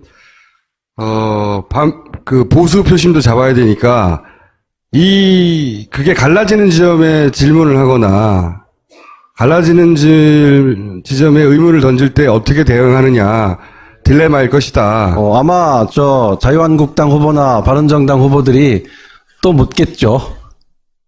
왜냐하면 본인들이 흡수해야 될 지지층을 지금 일시적으로 안철수 후보가 담고 있다고 보기 때문에 이미 공격을 시작하는 것 같은데요. 그건 또한 그쪽 후보들이 마땅히 해야 될 검증이겠죠. 짧은 시간 내에 보통 인터뷰나 토론회가 진행되기 때문에 약간 전략적 모호성을 유지하고 살짝 넘어가면 그 전략적 모호성을 파헤쳐야 되겠다는 생각보다는 일단 문재인에 대한 공포가 보수 표심을 글로 움직이게 한 거란 말이죠. 그 정도 스킬은 있지 않겠는가, 국민의당에서도. 근데 요즘은 정치가 그렇게 잘 안 되더라고요. 워낙 요즘엔 유권자들이 정치인의 숨결까지 느낀다. 저는 그렇게 생각해요. 실제로 하지 않은 말까지 다 읽어내. 귀가 번쩍, 그리고 최순실을 계속 추적을 해왔던 분이시라서, 귀가 번쩍 뜨여서 그 학부모한테 자세한 얘기를 들었어요. 네. 그리고 그 이야기를, 저희에게, 전달해 주신 겁니다. 그래서 저희들이 그 이야기를 듣고, 그 최순실이 난리를 친 함정혜 교수님, 네. 저희들이 찾아가서 자초지종 이야기를 듣고, 네. 관련자 얘기를 들으면서 이화여대 대해 첫 보도가 시작이 됐죠. 네. 그러니까 이제 그때까지는 최순실이라는 사람이 최태민의 딸인데 자기 딸을 위해서 왠가 횡포를 하는구나. 네. 참 좀 전형적인 강남의 졸부 뭐 이런 식의 이미지. 네네. 그런 정도였다가 갑자기 이제 뭐 국정에 뭐 이렇게 된 건 또 어떻게 된 겁니까? 그건 아무튼 태블릿 PC 보도가 있은 후였겠죠. 네. 결정적인 고비가 태블릿 PC였죠. 그 전에 여러 가지 이야기가 나왔었는데, 그 JTBC가 태블릿 PC를 보도함으로 인해서, 이 정도로까지, 예. 대통령 연설문을 고치고, 대통령 각종 보고서를 받아보고, 예. 한다는 게, 10월 24일에 JTBC가 보도를 하고, 저희들이 바로 또 이어서 10월 25일에, 저희들이 미래재단 사무총장, 예. 이성환 씨로부터 들은 이야기를 또 대대적으로 또 보도를 했죠. 그게 그렇죠. 서로 맞물리면서 이성환 사무총장한테 들은 얘기가 매일 저녁 뭐 몇십 센티미터짜리의 보고서를 청와대 보고서를 받아서 그걸 최순실 씨가 들여다보고 네. 그리고 무슨 회의를 했다고 회의를 하고 그런 그리고 거였죠. 그 이성환 씨가 하는 말이 박근혜 대통령이가 이래라 저래라 지시를 하는 구조다. 네, 두 네, 사람의 관계가. 네, 네. 그런 이야기도 저희들에게 들려줬습니다. 아니 제가 그래서 궁금한 게 네. 태블릿 PC 보도가 이 10월 24일인데 네. 바로 다음 날 아침인 10월 25일자 한겨레 신문에 이게 실렸단 말이에요. 네. 다시 말하면 한겨레 신문은 태블릿 PC 보도 이전에 네. 이미 이성환 사무총장과 수차례 인터뷰를 해서 국정농단이 있네라는 걸 알고 있었다는 네, 거 알고 아닙니까? 있었습니다. 근데 저희들이 왜 미리 보도하지 못했죠? 그건 이성환 씨가 저희들에게 이야기를 할 때, 철저하게 약속을 지켜달라, 오프 더 레코드를 해달라, 기사화하지 말아달라라고 요청을 했고 저희들이 그 전제에서 이성환 씨로부터 여러 차례에 걸쳐서 오랜 시간에 걸쳐서 예, 이야기를 예. 들을 수 있었던 겁니다. 예. 그랬다가 이제 JTBC가 보도를 하니까 이제는 이걸 그냥 우리만 알고 있어서는 안 되겠다 싶어서 바로 다음날 이어서 보도를 했던 거죠. 이성환 사무총장도 태블릿 PC까지 보도된 마당에 이제 오프 더 레코드 요구가 안 받아들이겠구나라고 알고 있었겠네요. 네, 뭐 승인한 건 아니었는데 또 그렇다고 크게 저희들에게 이인재 당시 후보가 20% 가까이 득표하고 보수표를 가져왔기 때문에 결국 김대중 어렵게 간신히 그 IMF 상황에서도 이겼단 말이죠. 그 기억이 있어서 거꾸로 이 프레임이 먹힌다는 거죠. 그렇긴 한데 저희가 그렇다고 해서 그런 걱정이 있다고 해서 정치적으로 얕은 수를 내는 것보다는 저는 전공법이 좋다고 보는 거는 옳다고 보는 거는 뭐 낮게 나왔을 때도 정권 교체가 돼야 한다. 이렇게 보는 국민들이 60%를 넘습니다. 될 것이라고 보는 국민들은 더 높아요. 그래서 우리가 그것을 보고 가야지 여기서 정치적인 수를 내려고 하는 것은 오히려 핵심 이 지지층을 잃게 될 거다. 기본 전략대로 그냥 간다. 네. 네. 다만 저희가 지금 요번 주 다음 주 최선을 다해야 할 것은 함께 경쟁했던 후보들 또 그 지지자들과 흔쾌하게 함께 갈 수 있는 문재인 후보가 이야기하는 것처럼 완전한 한 팀이 되는 것을 뭐 정성에 또 정성을 들이려고 합니다. 근데 지금 말씀하신 거로는 다자구도가 지속될 것이다라는 건 정말 좀 앞으로 다른 변수들이 없었으면 한다라는 바람이 섞여 있는 거 아닌가요? 그렇죠. 후보는 사자구도 이상이 유지되는데 네. 보수층이 자기 층을 대표하는 후보는 도저히 안 될 것 같으니까 유권자가 몰아서 그렇게 만들려고 지금 하는 거죠. 반문재인 선택을 한다. 하게 만들려고 노력하고 있고 그 결과가 지금 안철수 후보의 지지율 상승으로 나타난 거죠. 저는 안철수 후보 지지자들 중에도 상당수는 정권 교체 때문에 안철수 후보를 지지하는 분들이 분명히 그게 안철수 후보의 고유의 표죠. 원래 안철수 고유의 네. 표죠. 예. 예. 그런데 그렇게 될 땐 아까 같은 우리 김어준 총재가 얘기하는 상황이 되면 그분들이 굉장히 고민하겠죠. 이것이 정권 교체인가 하는 고민을 근본적으로 하지 할 않겠어요? 것이다. 이제 문재인 공포로 인해 줄 곳을 몰라 하던 표들이 홍준표로 달려갈 때 그런 가능성이 높지는 않다고 생각해요. 근데 달려갈 때 안철수는 결국은 범민주계야? 예를 들어서 나중에 민주당과 국민의당이 합당하면 내가 민주당 찍어준 거 아니야? 결국은 이런 생각할 수 있거든요. 굉장히 이상한 현상인 거죠. 지금 비정상적인 상황이에요. 보수의 대구가 다 몰려와서 결국은 민주당을 찍어주는, 근데 그걸 깨닫게 될 수도 있거든요. 한 달이면. 그럴 때 홍준표한테 만약에 간다고 쳐요. 홍준표는 그걸 원하죠. 나를 중심으로 모여라고 막. 근데 지금 보수 매체들은 안 도와주고 있죠. 안 될 것 같으니까.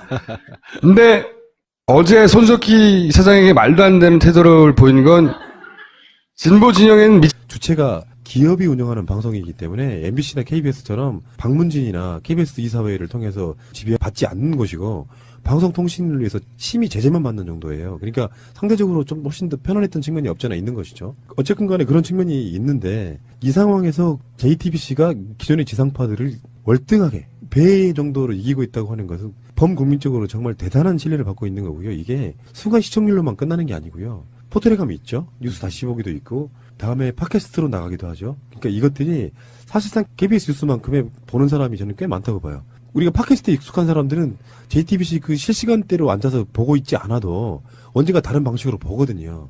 그러니까 현재 한국에서 가장 영향력 있는 언론은 JTBC 뉴스라고 저는 보거든요. 그 JTBC 뉴스가 지금 뭐 10주, 11주 연속 1위를 하고 있다는 의미는 언론들의 분석이기도 하지만 저는 동감하기 때문에 이런 거예요. 일단 첫 번째는 손석희에 대한 신뢰. 네.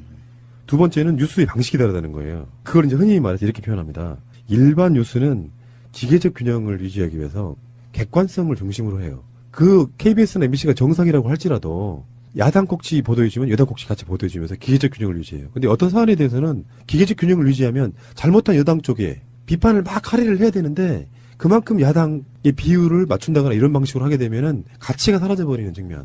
객관적 저널리즘이라고 합니다. 기계적 균형. 그렇게 하지 않고 손석희 쪽을 부르는 것은 이제 맥락 저널리즘이라고요. 맥락이 맞으면 그게 손석희의 워딩 중에 있잖아요. 한 걸음 더 들어가는 뉴스. 네. 그게 이제 맥락 저널리즘이라고 해서 그런 기계적 균형을 맞추는 것이 아니고 선택과 집중일 수도 있어요. 뉴스를 쭉 보고 뉴스밸류라는 게 있단 말이에요. 뉴스의 가치성이 있는데 예전에는 그 뉴스의 가치를 방송국 편집국 또는 청와대가 결정을 하는 시스템. 무슨 꼭지를 앞에 내지 마라. 이 뉴스를 내지 마라. 꼭 내야겠으면 뭐 10꼭지 이후에 집어넣어라. 이런 방식으로 보도 지침이 그 그런 순서가 있으니까요. 그런 뉴스가 아니고 손석희의 뉴스는 선택과 집중 면에서는 그런 측면이 있다는 거죠. 오늘 진짜 중요한 뉴스 이거라고 생각하면 집중적으로 그것만 파는 거예요. 네. 그 관련된 보도를 한 꼭지, 두 꼭지, 세 꼭지 또는 기자가 직접 나와갖고 그거에 대한 이야기를 맥락을 짚어주고 거기에 대해서 개념을 이해시켜 주려고 노력한다는 거죠. 네, 좀 친절한 뉴스인다는 생각이 많이 들어요. 그리고 SNS를 통해서 시청자와 소통도 많고요. 왜 이번에 이재명 전원책이 나온 100분 토론에 관해서 이제 팩트 체크라고 해가지고 누가 팩트가 맞는지에 대한 애프터 서비스 이런 것도 굉장히 되게 좋았거든요. 한마디로 피드백이 되는 그런 뉴스라고 봐야죠. 그러니까 우리는 기존의 뉴스 문법이 어떤 거였냐면은 기자가 낮에 현장에 나가서 취재를 해와요. 찍어도 오고 코멘트도 만들어서 이렇게 해와요. 그 사이 뉴스가 시작되기 전에 기자들이 막 편집을 해요. 그 사이에 뉴스를 만드는 곳에서는 무엇을 해야 되냐면은 여기서 이제 앵커란 개념이 제가 소개를 해드리면 일반적인 선거라면 12월 말 기준이라면 지금 11월 들어서 있는 거 아니겠어요. 예, 보통 그때쯤은 거의 변수가 없다고 얘기할 정도 시점이고 소위 정책이라는 게 전혀 먹히지 않는 흔히 이제 그런 시점인데 저희들이 그래서 예선과 본선을 한 판으로 보고 일찍부터 책임 있게 정책을 발표하고 좀 함께 할 수 있는 사람들의 정권 교체에 함께 가야 한다는 사람들을 함께 모으기 위해서 최선을 다하는 과정이 우리 김보엽 기자님 얘기한 것처럼 그렇게 비쳤을 수는 있어요. 다시 홍준표 얘기를 하면 이 반문재인 구도에 올라타면 누구든 급상승하는 거예요, 지금은. 이걸 홍준표가 타는 게 제일 무서운 상황이라는 거죠. 안 타게 만들어야 돼요. 이 안철수 후보가 생각없이 한 달 전만 해도 한 자리 숫자예요, 지지세가. 30% 갑자기 급증했잖아요. 이 30%가 갑자기 홍준표한테 다 갈 수는 없지만, 얹히기 시작하는 순간, 홍준표가 되나? 그러면 전통적인, 홍준표 후보가 맨날 얘기하는 전통적인 이 구도가 형성되는 거거든요. 그렇게 안 되길 바라야 하고 그렇게 만들면 안 된다. 안철수 후보가 고민일 수밖에 없다는 것이 말이 튼튼하든 아니면 부족하든 간에 부실하든 간에 한 방향으로 가는 한 마리 말을 타고 있으면 좋은데 다른 방향으로 달아나려는 두 마리 말을 한 번에 타고 있단 말이에요. 그게 딜레마죠. 딜레마죠. 네. 네. 이제 국민들이 이제 또 생각할 거 아닙니까? 여러 가지 변수들이 지금 이제 지나갔고요. 진짜 방정식이 복잡해, 이번에는. 또 새로운 변수를 맞이했는데 안철수 후보에 대해서 이질적인 지지층이 섞여서 새로운 현상이 일어났는데 이것을 보면서 이제 국민들이 이 후보 등록 전까지 정말 다시 차분하게 고민하는 한 열흘이 되지 않을까. 여하간 문재인 후보의 강점과 그리고 너무 문재인 후보를 중심으로 딱 갈라져서 이쪽으로 넘어오기 힘든 이 구도라는 약점을 동시에 안고 있는 여기 문재인 후보의 딜레마도 있는 거죠. 이쪽을 안 넘어와. 그러니까 민주당을 지지하고 심지어 민주당의 그 후보였던 안희정을 지지했지만 안희정 후보가 안 되니까 절로 가버리는 거잖아요. 이 문재인 지지자들에게 한마디 하고 싶은 말씀 있으면 하시고 캠프에서 불안해하지 말라든 아니면 불안해하라든 불안해하니까 결집할 수도 있으니까 하시고 물러가 주세요. 정권 교체가 돼야 한다. 제일 최근 여론조사 63%까지 나온 걸 제가 확인했는데 될 것이다 하는 국민들은 더 높아요. 지금 이 국민들이 저는 문재인을 말로 선택했다고 생각합니다. 문재인 후보가 그 국민들을 선택한 것이 아니라 있는 언론은 JTBC 뉴스라고 저는 보거든요. 그 JTBC 뉴스가 지금 뭐 10주, 11주 연속 1위를 하고 있다는 의미는 언론들의 분석이 따지면 저는 동감하기 때문에 이런 거예요. 일단 첫 번째는 손석희에 대한 신뢰. 네. 두 번째는 뉴스의 방식이 다르다는 거예요. 그걸 이제 흔히 말해서 이렇게 표현합니다. 일반 뉴스는 기계적 균형을 유지하기 위해서 객관성을 중심으로 해요. 그 KBS나 MBC가 정상이라고 할지라도 야당 꼭지 보도해주면 여당 꼭지 같이 보도해주면서 기계적 균형을 유지해요. 근데 어떤 사안에 대해서는 기계적 균형을 유지하면 잘못한 여당 쪽에 비판을 막 할애를 해야 되는데 그만큼 야당의 비율을 맞춘다거나 이런 방식으로 하게 되면은 가치가 사라져버리는 측면. 객관적 저널리즘이라고 합니다. 기계적 균형. 그렇게 하지 않고 손석희 쪽을 부르는 것은 이제 맥락 저널리즘이라고요. 맥락이 맞으면 그게 손석희의 워딩 중에 있잖아요. 한 걸음 더 들어가는 뉴스. 네. 그게 이제 맥락 저널리즘이라고 해서 그런 기계적 균형을 맞추는 것이 아니고 선택과 집중일 수도 있어요. 뉴스를 쭉 보고 뉴스밸류라는 게 있단 말이에요. 뉴스의 가치성이 있는데 예전에는 그 뉴스의 가치를 방송국 편집국 또는 청와대가 결정을 하는 시스템. 무슨 꼭지를 앞에 내지 마라. 이 뉴스를 내지 마라. 꼭 내야겠으면 뭐 10꼭지 이후에 집어넣어라. 이런 방식으로 보도 지침이 그 그런 순서가 거잖아요. 있으니까요.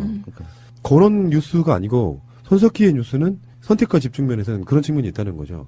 오늘 진짜 중요한 뉴스 이거라고 생각하면 집중적으로 그것만 파는 거예요. 네. 그 관련된 보도를 한 꼭지, 두 꼭지, 세 꼭지 또는 기자가 직접 나와갖고 그거에 대한 이야기를 맥락을 짚어주고 거기에 대해서 개념을 이해시켜 주려고 노력한다는 거죠. 네, 좀 친절한 뉴스인다는 생각이 많이 들어요. 그리고 SNS를 통해서 시청자와 소통도 많고요. 왜 이번에 이재명 전원책이 나온 100분 토론에 관해서 이제 팩트 체크라고 해가지고 누가 팩트가 맞는지에 대한 애프터 서비스 이런 것도 굉장히 되게 좋았거든요. 한마디로 피드백이 되는 그런 뉴스라고 봐야죠.